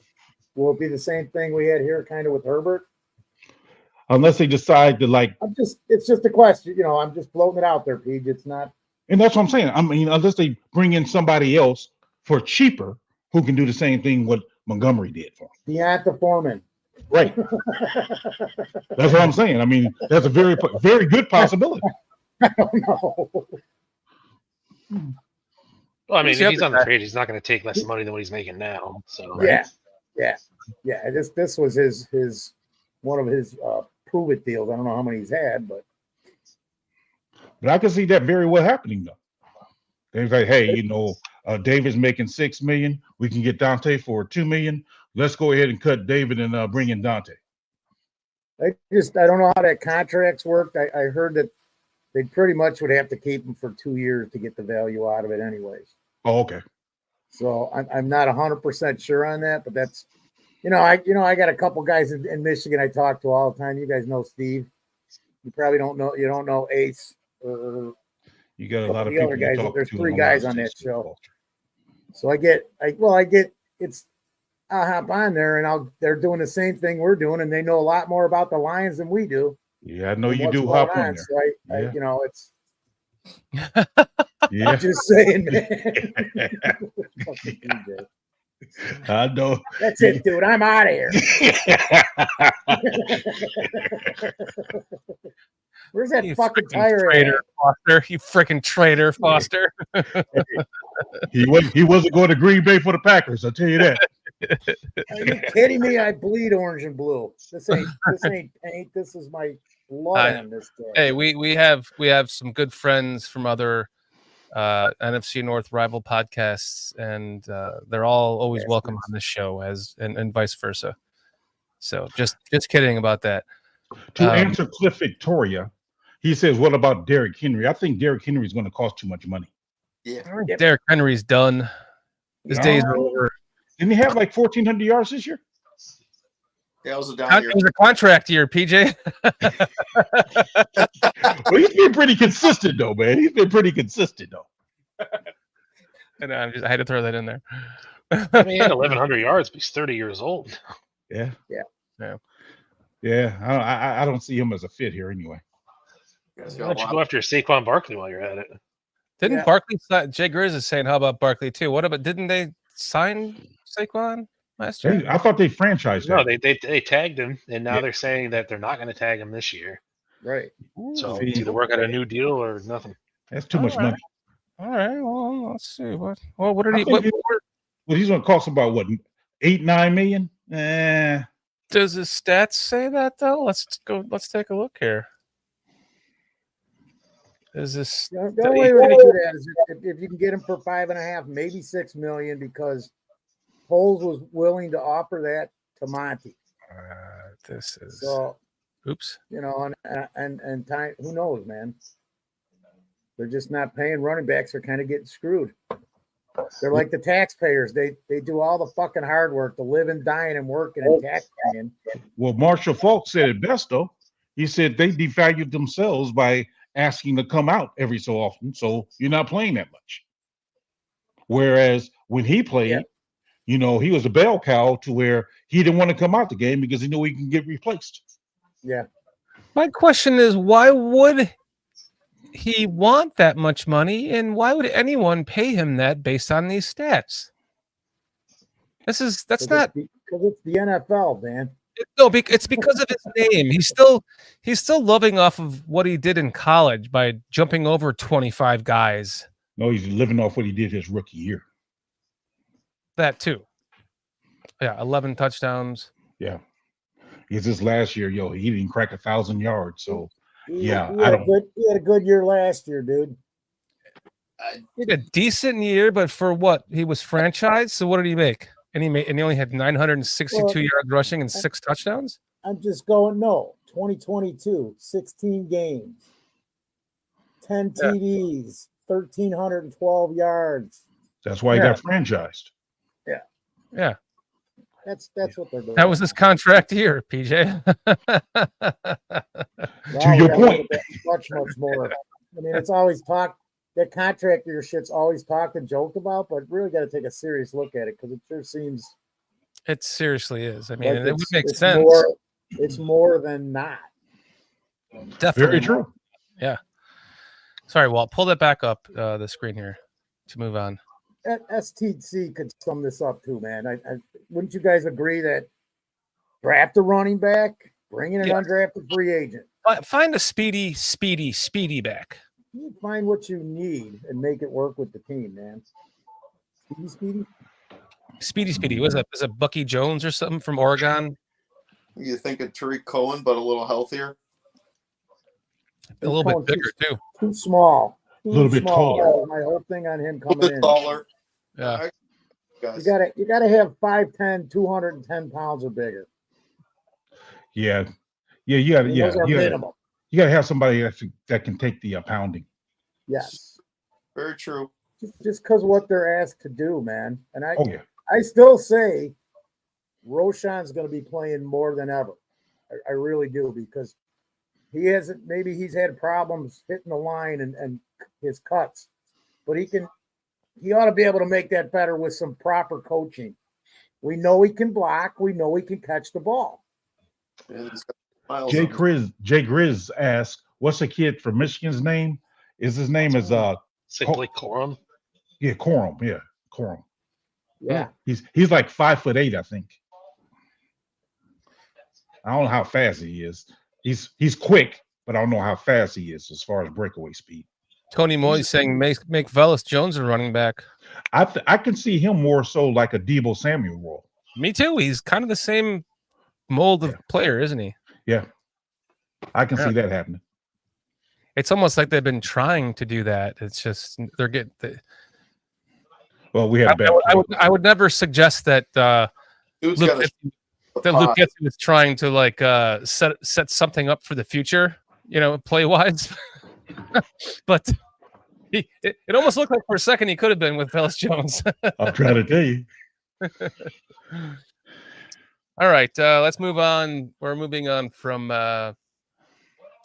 Well, we obviously passed Rasheem Green. That's right there. So, Jalen Johnson, we talked about. Patrick Scales. That's an interesting one. Isn't he the same guy that's been around ever since what's his name retired 25 years ago? It seems like. I say if he can still do the job, I'll keep him.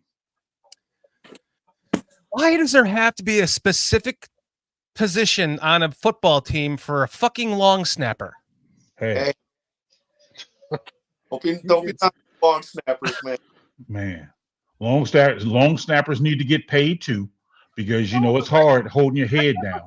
Why can't the long snapper be your second string Like I center? said, it's hard holding your head down and snapping the ball and making $1.3 million doing it. It's tough. Hell of a job doing it. Man, sign me up. No kidding, man. That's what you should be teaching your grandkids, man. Just learn how to long snap. Right. Hey, don't worry about tackling nobody. Just snap the ball.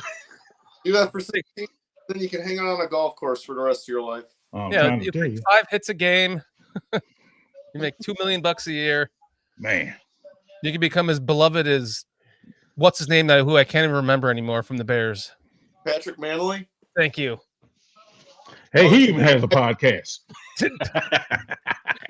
Exactly. Thank you. More successful than this one. I will say that much. I love what Doug says here. The long snappers union wants a word with you outside, Mr. Shorty. Man. I'm telling you. Oh man. Equinemius St. Brown, I think he's gone. Yeah. I think he's gone. Yeah, he's gone. Yeah. Trent Taylor, if you're going to trade for a kick returner and then keep him, it should have been Jakeem Grant, not Trent Taylor. Jakeem Grant was hurt when they let him go, at the end of the season when he left. He's like blowing out his ACL or something 2 years in a row now. Jeez. Oh, okay. I would have rather the Bears went after Daz Newsome. Yes, he was drafted by the Bears a few years ago. So yes, I'm inclined to want to go back to him. I don't think he's in the league anymore, honestly. Last time I heard he was in San Francisco, and that was it. So he probably actually learned how to play football out there. Well, we need someone to return punts. That's why Trent Taylor was brought in here. Yeah, but Trent Taylor muff punts too. So yeah. That's why he's never stayed with the team. He's bounced around a little bit, but who do we got? What are the options? We got to find somebody for that. Or is Velus capable of doing that? Will he be capable by the start of the season? I was just going to ask that question. Yeah. We all saw what he did as a punt returner. But he was a rookie. He was a rookie. He was a rookie, and I'm sure just by the quality of people not the quality of the people, the quality of the players that team he was on his rookie year, which happened to be the year where the team was totally taken apart. So if the special teams guys are upgraded, maybe that would make a difference. And hopefully we won't be so nervous or whatever the issue was his rookie season. Right. Anyone's nervous as a rookie out there. Man, you're trying to catch a punt with a bunch of Mack trucks coming at you at 70 miles an hour. You know, anyone. I would never want to do that job. Anyone would be nervous in that situation. So, who's to say that he couldn't do it now? Now that he's got some legs under him in the NFL. We're going to see what these coaches can do with these players, guys that are left. Mm-hmm. Dylan Cole. I would rather draft a linebacker in like the 4th or 5th round and have him compete for the strong side starting linebacker, and Jack Sanborn can actually take over Dylan's role on special teams. There we go. Ooh, damn! PJ's trying to get pulled right now. I just put anybody in Dylan Cole's position. Talking shit about my boy Jack Sanborn. I think he lacks I think he lacks the coverage ability to really be a true Sam linebacker. That's why I'm saying that. Yeah, Sanborn. I think he's more of a wheel. Okay, PJ. Enough with that. Sanborn, no matter what, is a Mike. Sanborn is all over the field, honestly. So that's why he you know. Whoa! Wait, you and Walt disagreed? Sanborn in that draft, I did like 300 and something mock drafts, and I drafted him like 300 and something times. And it started in the 4th round, and by the time it was done, I always picked him last. I picked him for my last pick in the 7th round because I traded every time. I always do. I'm just saying. I mean, knew it when he was in college. Do you guys think that Sanborn has good coverage skills? Looks fine to me. I won't say they're like insanely great. As opposed to what? The man does his job consistently. Well, I mean, he's a good tackler, and he's like reads well, but I don't see him doing a great job of coverage. I mean, because if you could, to me, if a running back hitting with a wheel route, he's getting beat. I was about to pull you, PJ. That's why I stopped. Until you said that, because you were. But there's very few linebackers that are not going to get beat on a wheel route. Well, that's what I'm saying. I mean, that's what I'm saying. If we looking at a linebacker with more speed, that's what I'm saying, to play the Sam. That's all. I mean, don't get me wrong. Sanborn is a good linebacker, but I don't know how great his coverage skills is. That's what I'm saying. If we can find one to be a Sam linebacker who can cover your tight end or your running back per se, I think we need more speed in that way. Sure, we're talking about TJ Edwards getting beat by the running back all year. I like what Mr. Shorty said here in the chat here, PJ. Re-sign Sanborn now. Whoever that Mr. Shorty is, I don't know about that guy. I don't know about that guy either. Shorty guy in the chat. You know what? He just tossed people out of the chat. Sorry. Block that guy. Sanborn's a player you keep on the field as much as you possibly can. Absolutely. I agree. Absolutely. You play him on special teams. He's your guy. He's your guy at any position for backup. I mean, because he's not playing enough. I think actually he's going to be the Mike starting in 2025, man. See, that's where I disagree. So I'm going to go ahead and pull my. Not because you disagree. Only when Shorty's an idiot. You got to start saying something first before you can get pulled, PJ. I mean, the funnier part is he played 66% of the special team snaps anyways. Yep. Well, that's what I'm saying. I mean, the bottom line, I'm looking to upgrade Cole, and I'm thinking, like I said, if we can find a linebacker with just more speed, and possibly then compete. That's why I say compete with Sanborn for the Sam spot. The Sam spot. Sewell and Sanborn, they to me are your backup Mikes and Wheels, those downhill type runners. So that's how I look at them, and that's just what I'm saying. I mean, I'm not trying to down or take anything from Sanborn because I think he's a good player. If you want that linebacker that can cover the running back in a wheel route, then why not put Sanborn in the middle and then put Tremaine Edmonds in the Sam? Oh no, they want Tremaine Edmonds for that Brian Urlacher role. I know, but my point is like there's very few Sams that are going to cover the wheel route, man. They're just Well, you need that Sam to be able to cover your Travis Hayward. Kelsey, your what's this guy from San Francisco? George Man, Linebacker. I mean, a tight end. Go off the tight ends in the NFC Central. Musgrave. Oh yeah, and even the guy from Detroit, he came along, the rookie. All of them. You got 4 of them. You got to cover them guys twice a year. So you have to. That's what I'm saying. So you give me a speedy linebacker that can cover those guys is what I'm saying.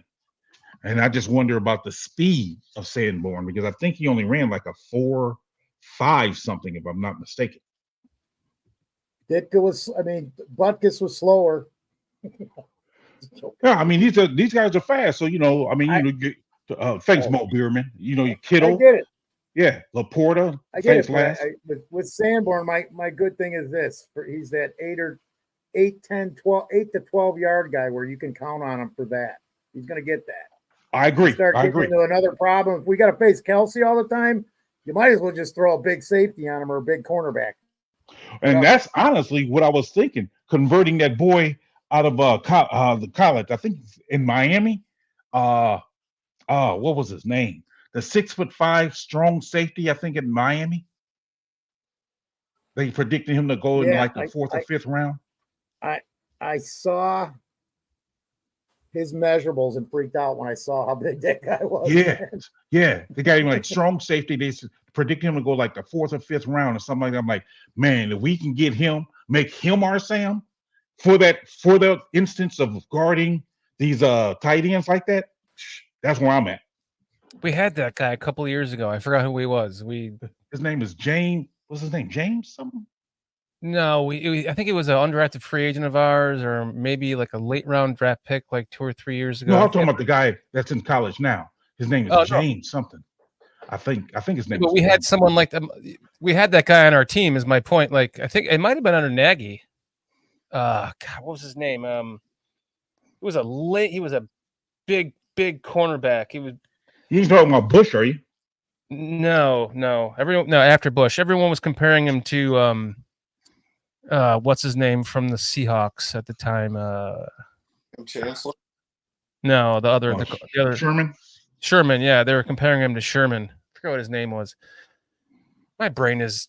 I've been deleting stuff from folders in my brain to replace it with stuff from work, and then I had to create new folders to put new shit in from work, and so I've lost some. You lost some data. I've lost some meaningless bullshit in my head recently. That's not good. It's meaningless. I don't need to know that safety's name. Yeah. But that's what I'm just saying. Again, that's what I was just looking at.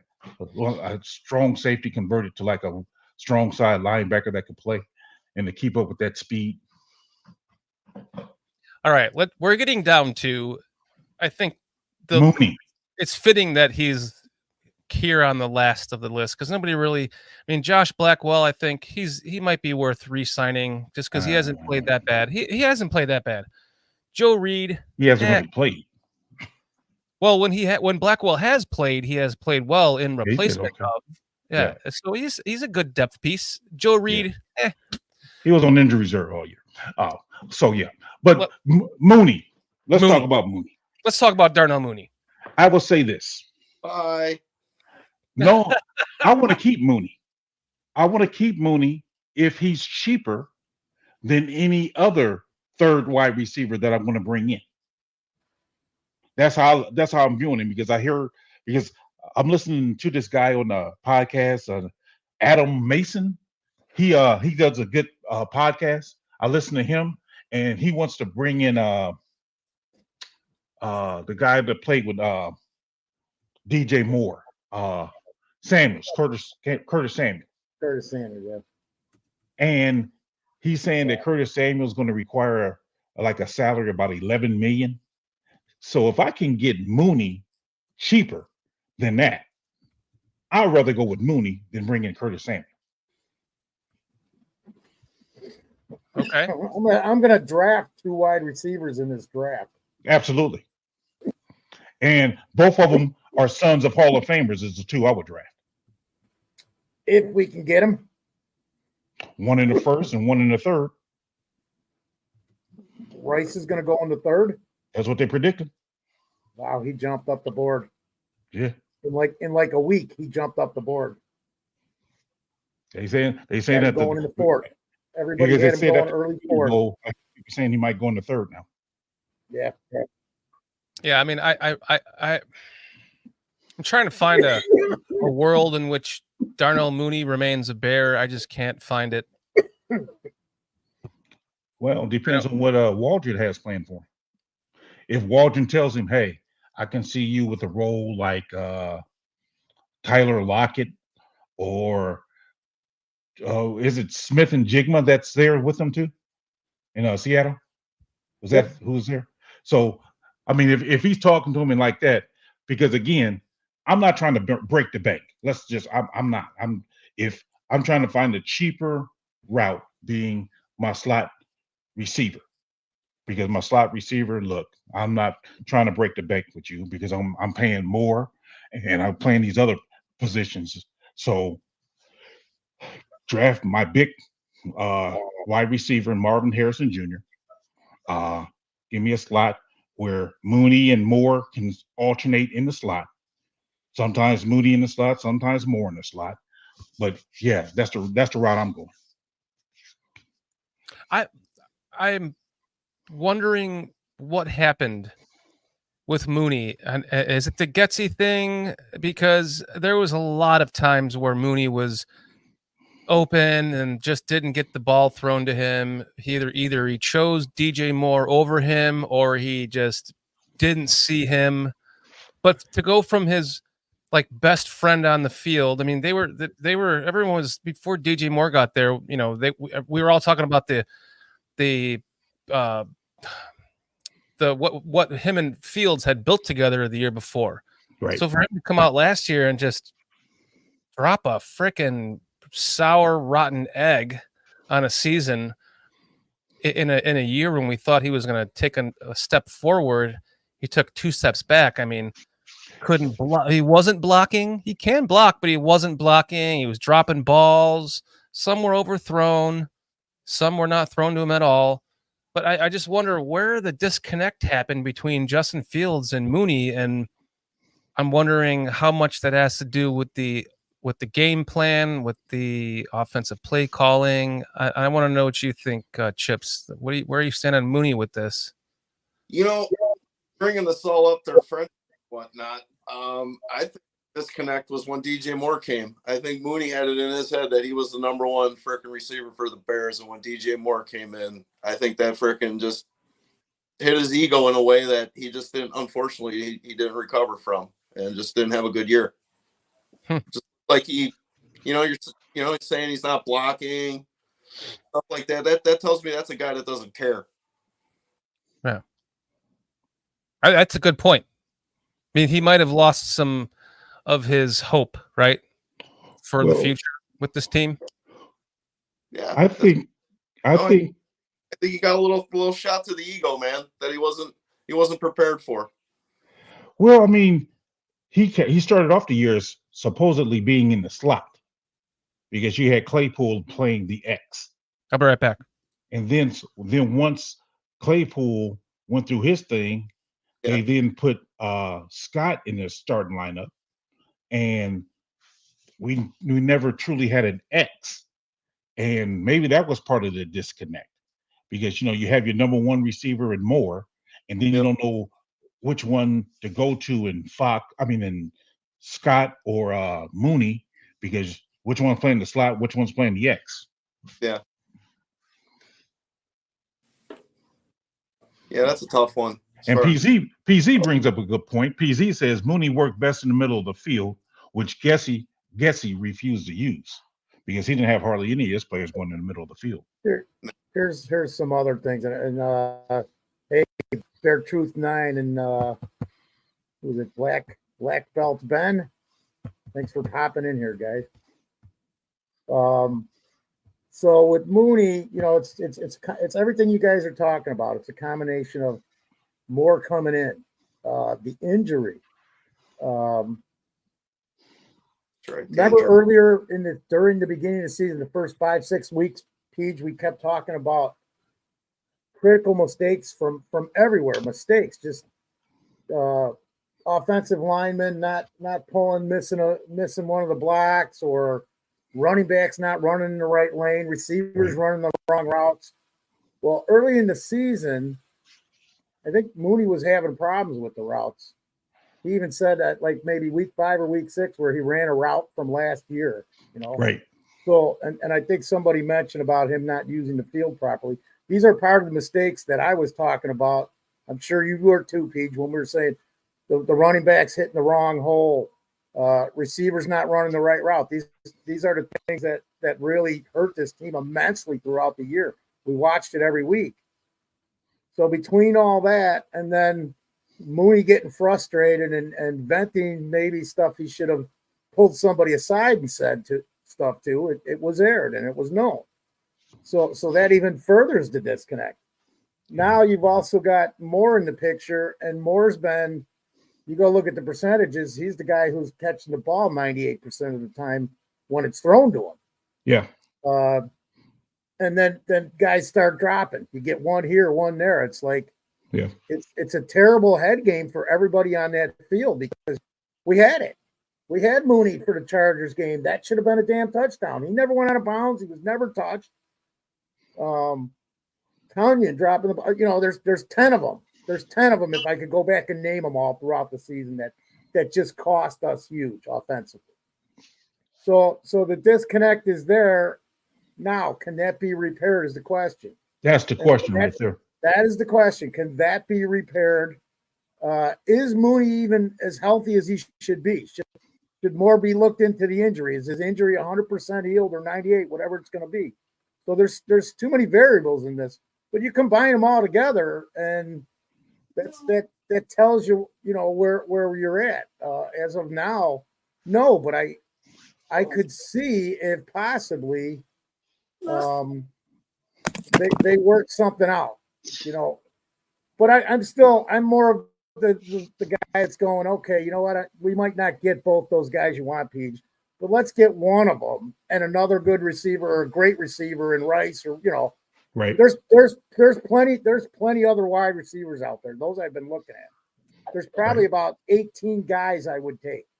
Literally. I can't name them all, but that's probably the first position I was looking at for 2 years in a row was wide receiver. Yeah. I even did a little crazy mock draft. You guys want to hear it for a minute? Everybody's gone. Oh, Dan's back. Yeah. Sure. We can still hear your mock draft, Foster. Oh, sure. Let's hear You're your gonna mock. hate it. You're gonna hate it because I took the rights to Caleb Williams and ended up trading him to the Cardinals. And the Cardinals actually took Joe Walt as the first pick, which is a crazy draft, but I got the trade done anyways. And then I could have drafted Marvin Harrison Jr. at 4 because the 2 quarterbacks went. I didn't. I traded to 9, or I traded to 16. What? I got 3 first. We're gonna have 3 first rounders next year and 4 second rounders and 2 third rounders. Blast on the button. I ended up getting Dallas Turner at 9, Keon Coleman at 16, and Jackson Powers Johnson at 27. I know it sounds crazy, but there's only one way that could ever work. So I wasted the guys that everybody wanted to get those 3 instead. Plus, now I've got 2 second round picks and an additional 3rd, and the same next year. Crazy, right? You want to hear my I'm ready to take you out back, Foster. I know that's not going to happen, dude. It was just one scenario. I got 20 other ones here too, man. I didn't actually do a mock draft, but you want to hear mine? Yes. No. If it's true that Mike Tomlin has always loved Justin Fields coming out of college, and there is no better quarterback that he can get with the 20th pick in this draft, if he wanted to trade for Justin Fields at 20, and so we do that. Now we have pick 1, pick 9, and pick 20. But what the Bowerham was talking about, what they're saying all over is going like all over in Pittsburgh on all over their radio and networks is that Mike Tomlin loves Fields. He wants to trade for him, and he'd be willing to give up the 20th pick. And I guess they have 2 4th-round picks. I think they were saying in this draft. So that would give us. Well, yeah, this was Aldo saying this per the Pittsburgh media, and he's been hearing it. He does the media mashup on there too. So it's been on both platforms of media, both cities. Well, then if that's the case, then you'd have 3 first-round picks this year. You could trade the first pick to Washington, move down a slot. They can take Caleb Williams if they want him, and then we get 2 second-round. We get our second-round pick back this year for Sweat, plus their second-round pick, plus a 2025 first. So we swap picks. We got a first-round pick next year. We get 2 second-round picks this year, as opposed to having none. Then we have our 9th. Then at 2 we would draft a quarterback, whatever the remaining quarterback is, which would reset the deal as far as the pay for that scale. And then you'd have 2 quarterback, 9 wide receiver, 20 offensive linemen, or what? Maybe even another wide receiver or other help in that department. But I think offensive lineman, if you could find one there, it might be too early for one. But now you have 2 second-round picks. You can go get your center. You can go get your, whatever you need. I'm not even that far into it because it's too early for me to talk about this crap. But and I'll explain the reason why in a second. But then you also have, I think we have 2 4th-round picks ourselves. So then we would have 4 4th-round picks. So we go from 6 picks in this draft to you'd end up adding what? 5 more right there. So Shorty, let me tell you something there, Shorty. Washington's giving all this up. Shorty just said he was going to draft a guy at 20, being the center. Then he said in the second round he was going to draft another center.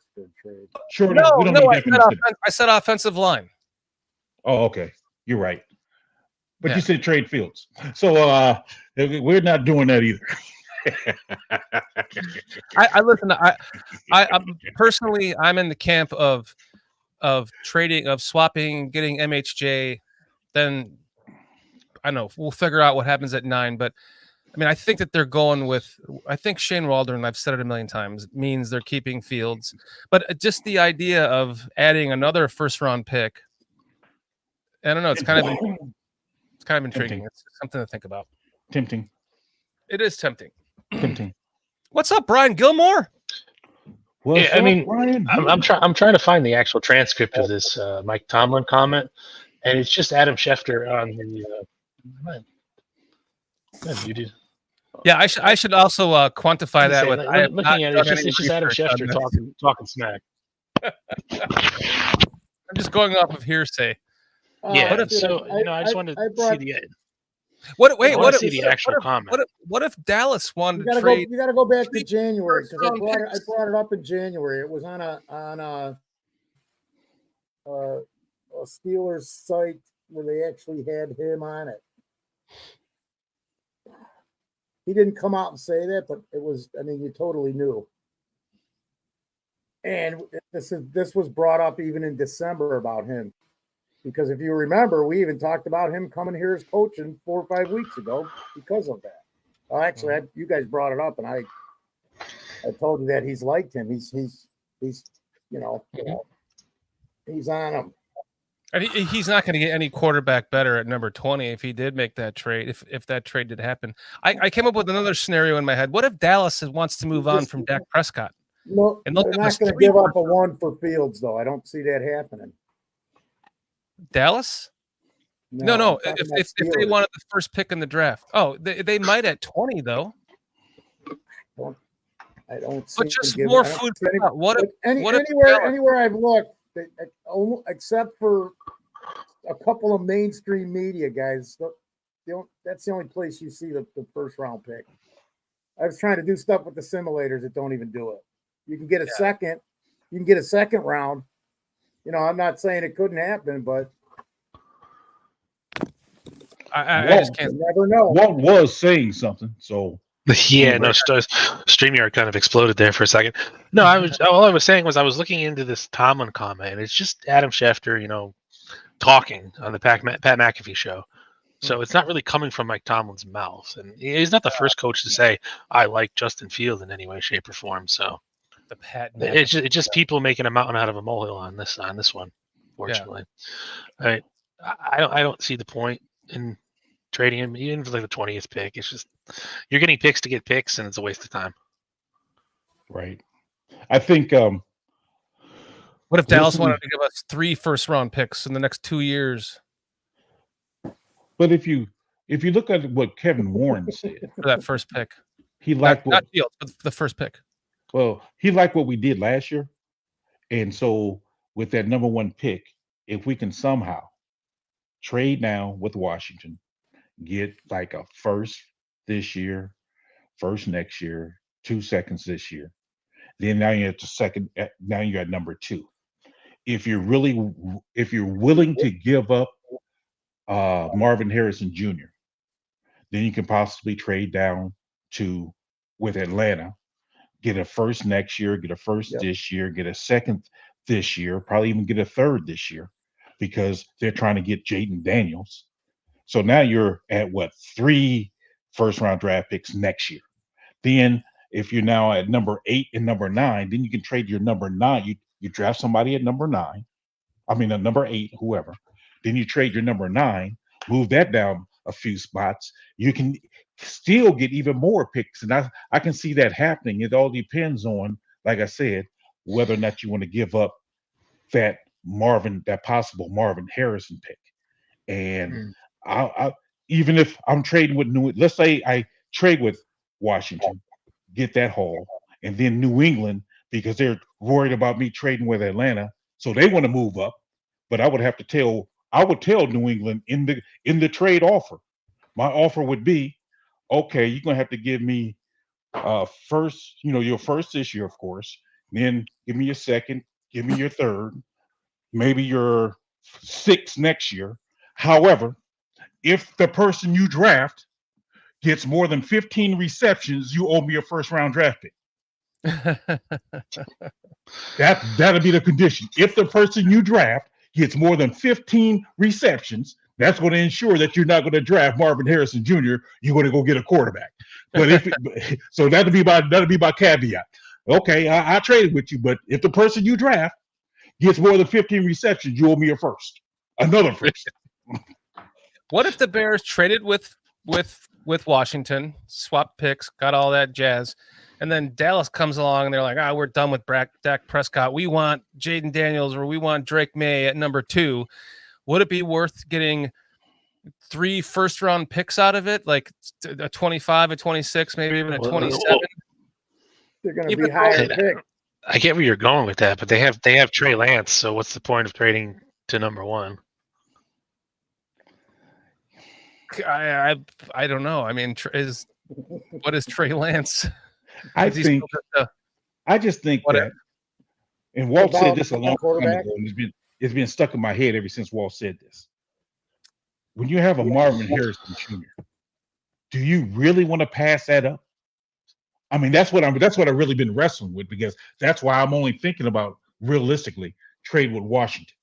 Other than that, passing up a chance of a generation, that's who I really consider a generational talent. That wide receiver right there. It's like, do you really want to pass him up? And yeah, you can get offered these 3 first-rounders, and you're like, yeah, but do I get another 6'4" wide receiver that I can pair with DJ Moore? Yeah, well, they passed on Randy Moss, so it wouldn't surprise me. There you go. There you go, Chip. It's just sitting there for him too. They didn't have to trade for him. Mm-hmm. Yeah, because I look at what Ryan Poles did in the last 2 years. Like, we needed to beef up the number of picks, right? So that's fine. We got to move here. We got to make a move here. Go from 9 to 10. Get an extra pick.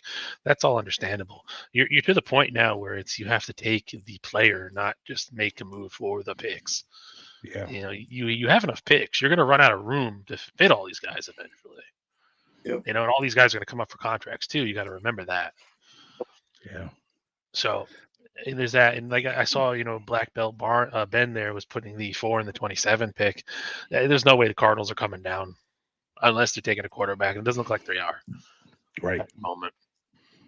So there's that. Dak That's what I'm Prescott in saying. the final year of his deal, though.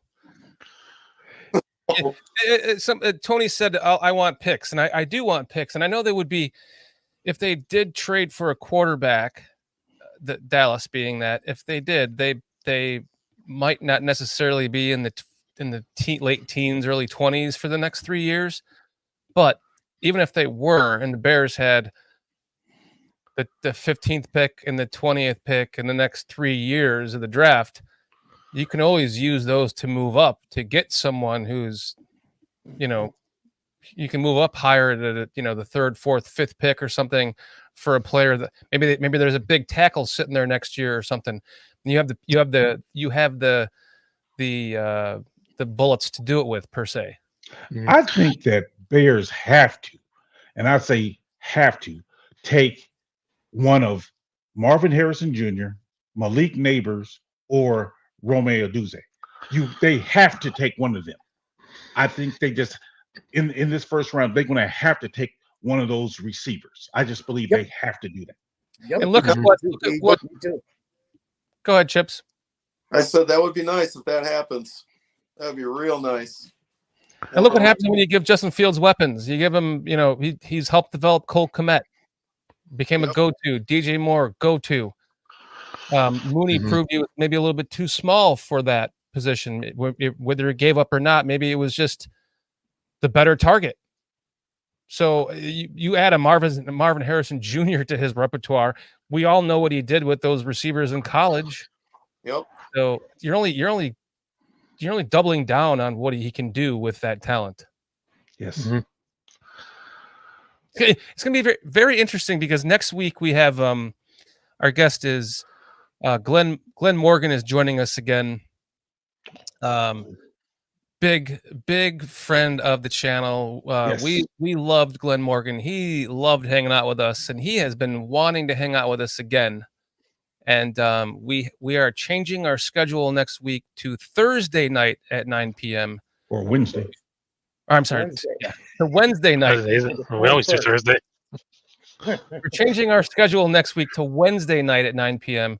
To accommodate Glenn Morgan. And I'm curious to see what he's going to have to say because he's a draft analyst for NBC Sports Chicago. So the draft analyst. He's the draft analyst, yeah. For what, every team? Yes. Yes. So every player more so than any team. I don't know. He knows them all, man. It's going to be fun to hear his take on that for sure. Absolutely. Yeah. Absolutely. He's always a he's a great guest. Great guest. He's freaking one of our favorite guests of all time, aside from Chips, of course. Fuck Chips. Oh, Chips part of the crew now. Fuck Chips and the cookies you wrote in on, man. That's how you know you're part of the crew, Chips. Thanks, guys. I appreciate that. Chips is the man. You need to have a damn bag of Chips Ahoy in your lap every time you're on the show now. And then we got to call them. We got to call them up and get them, advertising them on dollars. Yeah, we got to work that shit out. Yeah. I'm on Get on that, Chips. Foster is our director of media relations. You have to be our director of Chips Ahoy relations. Yeah. I've been eating my cookies lately at work. So, but yeah, I'll work on that and get a blue bag sitting. Get a sponsorship through Chips Ahoy. There you go. That's the point here, Chips. Come on. We're bringing it on because we liked you. Get a sponsorship there. So Mo, you got to watch the show, man, because Mo says all of the analysts suck. That's true. Glenn does not. Glenn does not. I agree with them too much. I don't know, man. Glenn Morgan is he's well-grounded. Yeah. We had so much fun with him too, man. That was a long show. That was a 3.5 hour show that night, and he loved every second of it. Yeah. I like go ahead. Go ahead. I just want to see what DVD says. Is Shorty, does that mean I have to have a DVD player in my lap when I come on during the draft show? Go ahead, Walt. No, I was just saying, we were talking about Marvin Harrison Jr. and it's something that I don't think we talk about enough is, his dad was an NFL player, a Hall of Fame NFL player to boot. So he's been training for this his entire life. Mm-hmm. No other wide receiver in this class can say that. I think that, pays dividends in of its own right. Hey, look what Brendan Rice is doing. That's what I honestly want both of them. I mean, of course I want your Marvin Harrison Jr. Number one. I mean, in the first round, but in the third, possibly fourth round, if I can get Rice too, I'm taking them both. I mean, Brandon Rice is a fine wide receiver, but he's not in that same, category of wide receivers like a Malik Neighbors. Agreed. Or Romo Dunze and Marvin Harrison Jr. But he's a big body, though.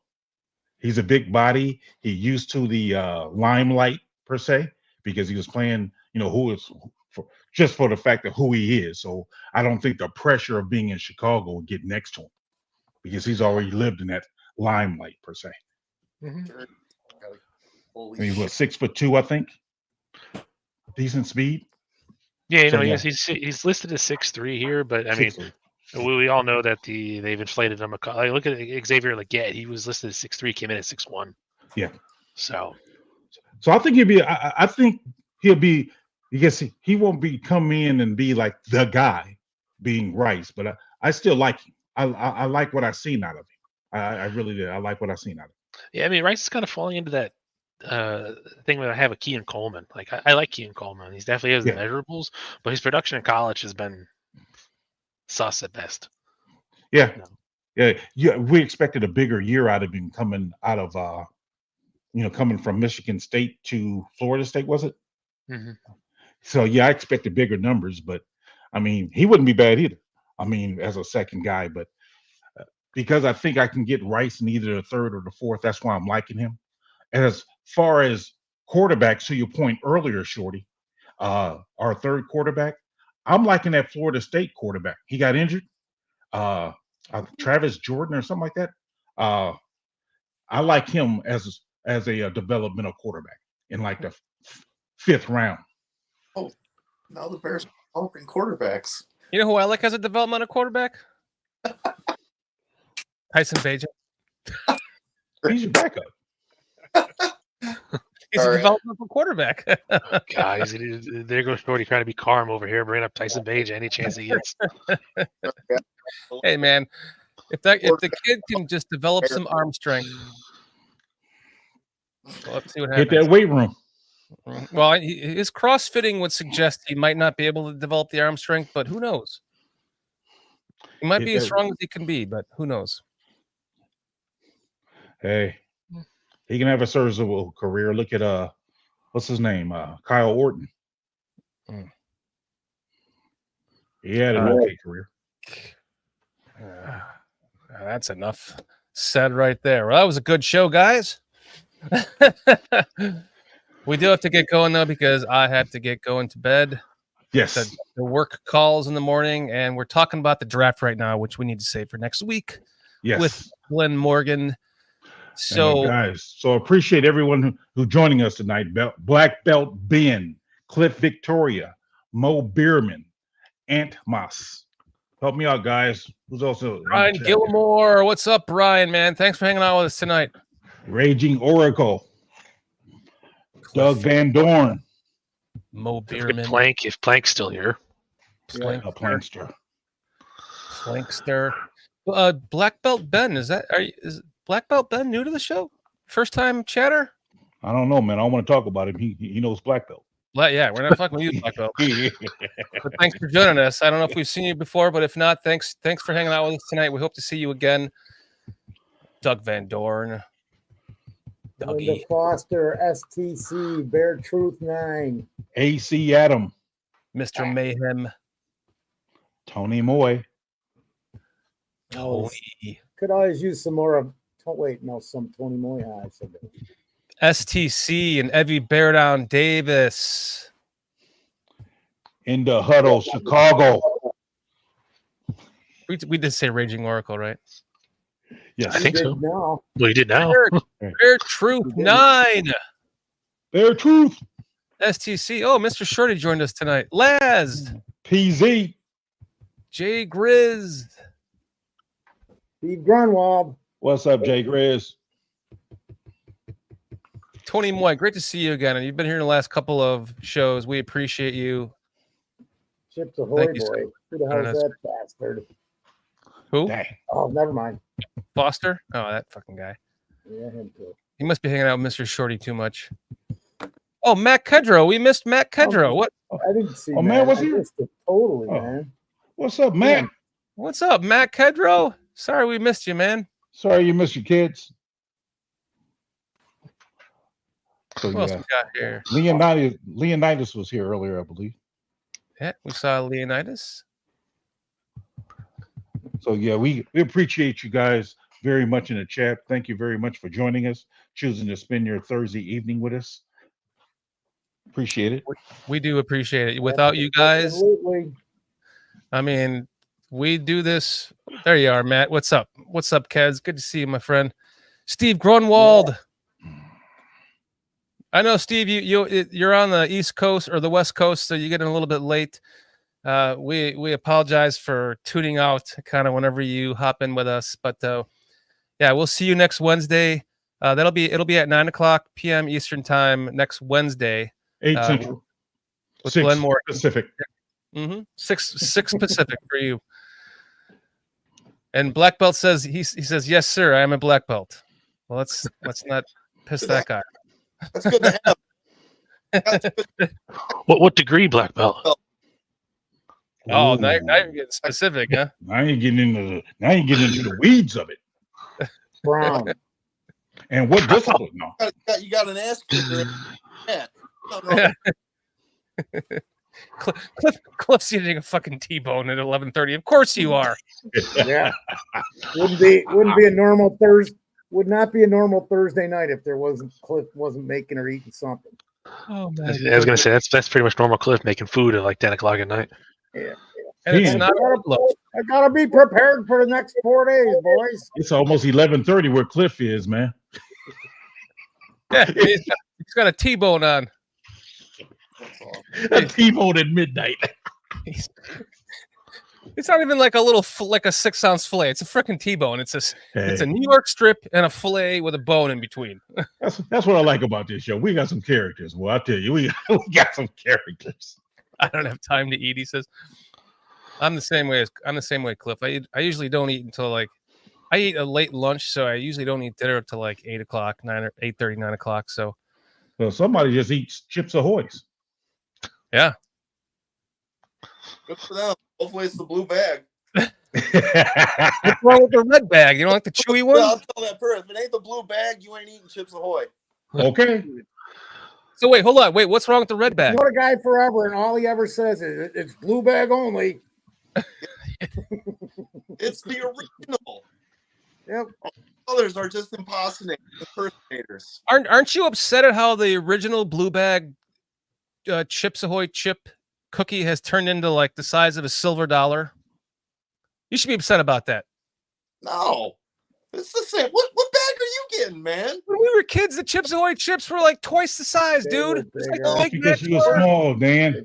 They've done it with everything. The cookies haven't changed size since I was a kid, man. Trust me, I've been eating these for a long damn time, man. It's just me getting bigger. They got All right, smaller. I'm gonna pull out a package from '78 and measure the fuckers now. I'm pretty sure you got one in there somewhere, Austin. Behind that pedaling. Just pull the pedaling down, yeah. That bag is chewy. You need a different color bag to obtain that chewy. So NFL outdated. What's up? Thanks for joining us. We're just signing off, but no, not going to the draft. Are you? Where's it at? In Detroit? To Detroit this year, yeah. Yeah. Are we still talking about going to the combine, right? I don't know if I'm gonna go, honestly. I can't heard make any of them. I wanted to go to all of them, Walt. All of them. Yeah. Starting with the Senior Bowl, but not this year, man. Next year, Foster, we'll go. Yep. Yeah, this is Senior Bowl, Combine, and Here I those are am. the 2 things that I want that are on Get my myself list. together if I can get ready to go with you guys. Now y'all want to pull out. Man, I guess I'm just gonna go down to doggone Georgia and hang out with Shorty. I think PJ's making a load of crap up. I'm getting myself to get what. Did you ever find any of your missing weapons? Oh yeah. Yeah. Damn grenades. Still can't find those bastards. Where's my bazooka? No, my man. Look, I got it. I'm all ready. I You got ready? I got my little revolver over here. Got my pistola over here. Yeah. Got my smoke bomb over here. We will have to. I see the rocket launcher, the little, I can see it barely in the background, but yeah, I see it. Oh shucks, I gotta cover it up now. Hold on. Let me cover it up back here. Adjust that camera angle, Peach. Okay. Let's see. Outdated says he's got his hotel all booked. He's ready to fucking go. Nice, man. Jealous. I wish I could, man. I'm not going to be taking vacation for a while, and because it's just too much. I need to not take vacations right now so I can absorb all I can with this new job. So you are right, Raging Oracle. John Wick. I've got to do the impossible by May 1st. So it'll all work out. Rise from the dead. I mean, what you doing? Again, man, I think the fire, literally, when I was coughing blood and plastic out of my lungs, I was leaning over my fucking rail going, I think I used up all of my 9 lives if I'm a fucking cat, because I'm dead. I was going to die from that shit for about 10 minutes, man. Well, I was joking. But I'm still here, damn it. All right, can I share a story with you guys real quick? Absolutely, if Dan allows it. Real quick story. So, this is a 27-parter? Nope. This is like going to take 2 minutes tops. Okay. I respond to a call, right? Lady says she ran over her dog. Oh shit. So I said, so what happened? She said, we're driving down the street. I'm on the passenger side. My dog is sitting in my lap. He jumps out the window and goes underneath the car and he runs over it. Guess what I said? Doggone.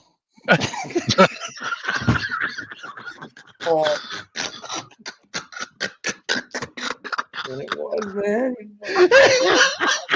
So bad. Can't even laugh at it. Is that real?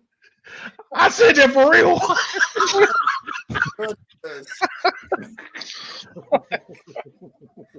What was her response? Do you even remember? Did she laugh or what? She knew it. She know me, right? She was like, man, that's funny, but I just can't laugh about that right now. That makes more sense that she knows you, man, because if you didn't know the person, would you? Terribly funny. You need some sensitivity training. Oracle says. That's the problem with our police officers these days, Raging. There's just not enough sensitivity training.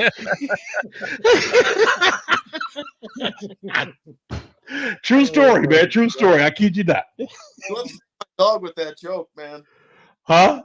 You upset my dog with that joke. My dog, too.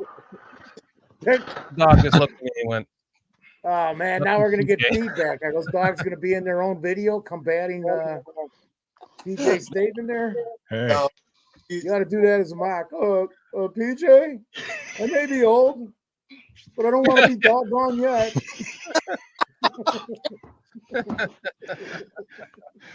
Hey. And can the Bears win a Super Bowl before I die? oh, man. I have to do another one of those because he's not getting any younger. I know that much. Wow. Mr. Mayhem saying the John Wick prequel series is good. I know John Wick's stunt double. What was it? I think it was John Wick 3.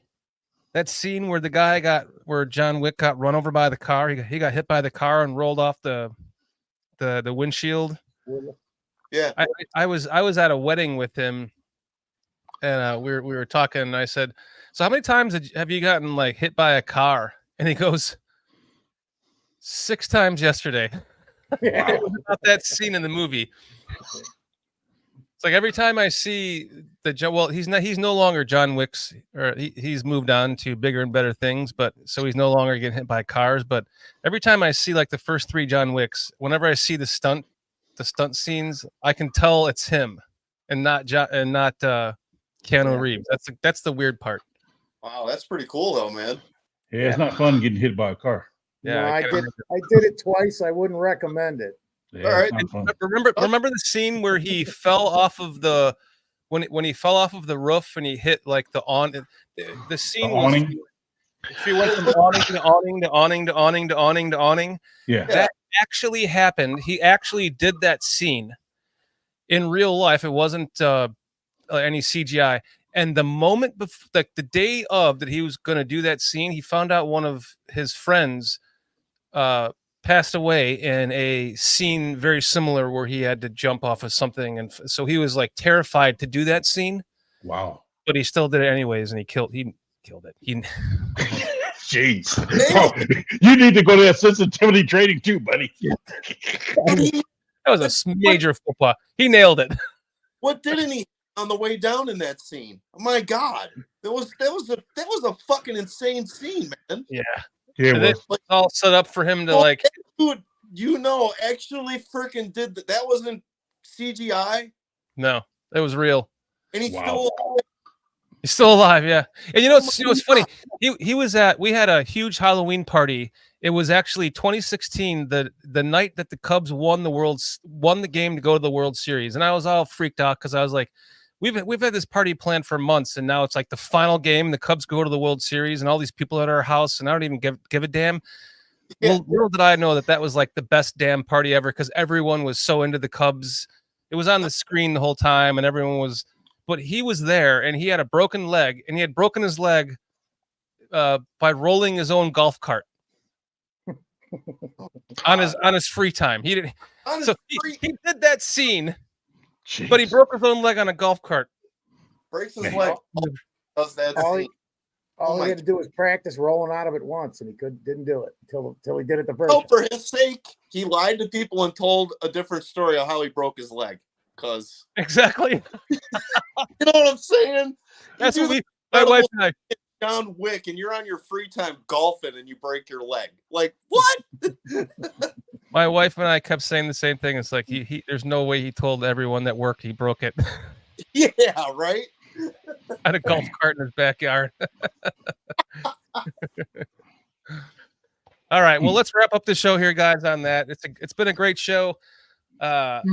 Seriously, a great show, and I know that you guys were all kind of, after last week, feeling the same way, and we appreciate everyone who has been so sincere in chat tonight. Brian, Yes. DVD, Appreciate all you you guys. guys. Love you guys. Seriously appreciate you. NFL Outdated, thanks for hopping in with us here at the end. Yes. Great to see you again. Everyone in chat. Like a fat kid playing dodgeball. I'm out. And let us remind you again that we are going to be changing our schedule next week to Wednesday night at 9 p.m. Eastern time with our guest, Glenn I'm tired. Glenn Morgan from NBC Sports Chicago. And that's going to be a great show. Looking forward. Glenn Milborn. Damn it. Dang. Glenn Morgan. I'm freaking tired, guys. Glenn Morgan. Glenn Morgan. Thank you. NBC draft analyst. Everybody have a NBC great Sports. weekend. Stay safe, and I don't On know. a 1-2 on a 1-2-3 Bears. Keep your stick on the ice. Right. We'll see you guys next Wednesday at 9 p.m. Eastern time with our special guest. Everyone's special, but Glenn Morgan from NBC Sports Chicago on a 1-2. What did SDC say? They should have never named that dog Spot.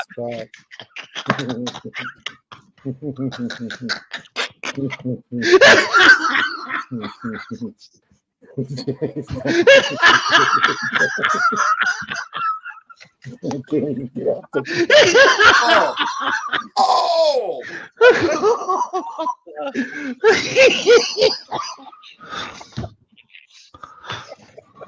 I love PJ's laugh. It's so It's genuine. it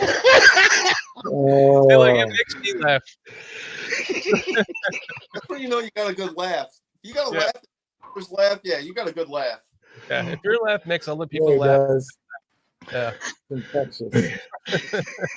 Raging feels bad for laughing. Bad influences.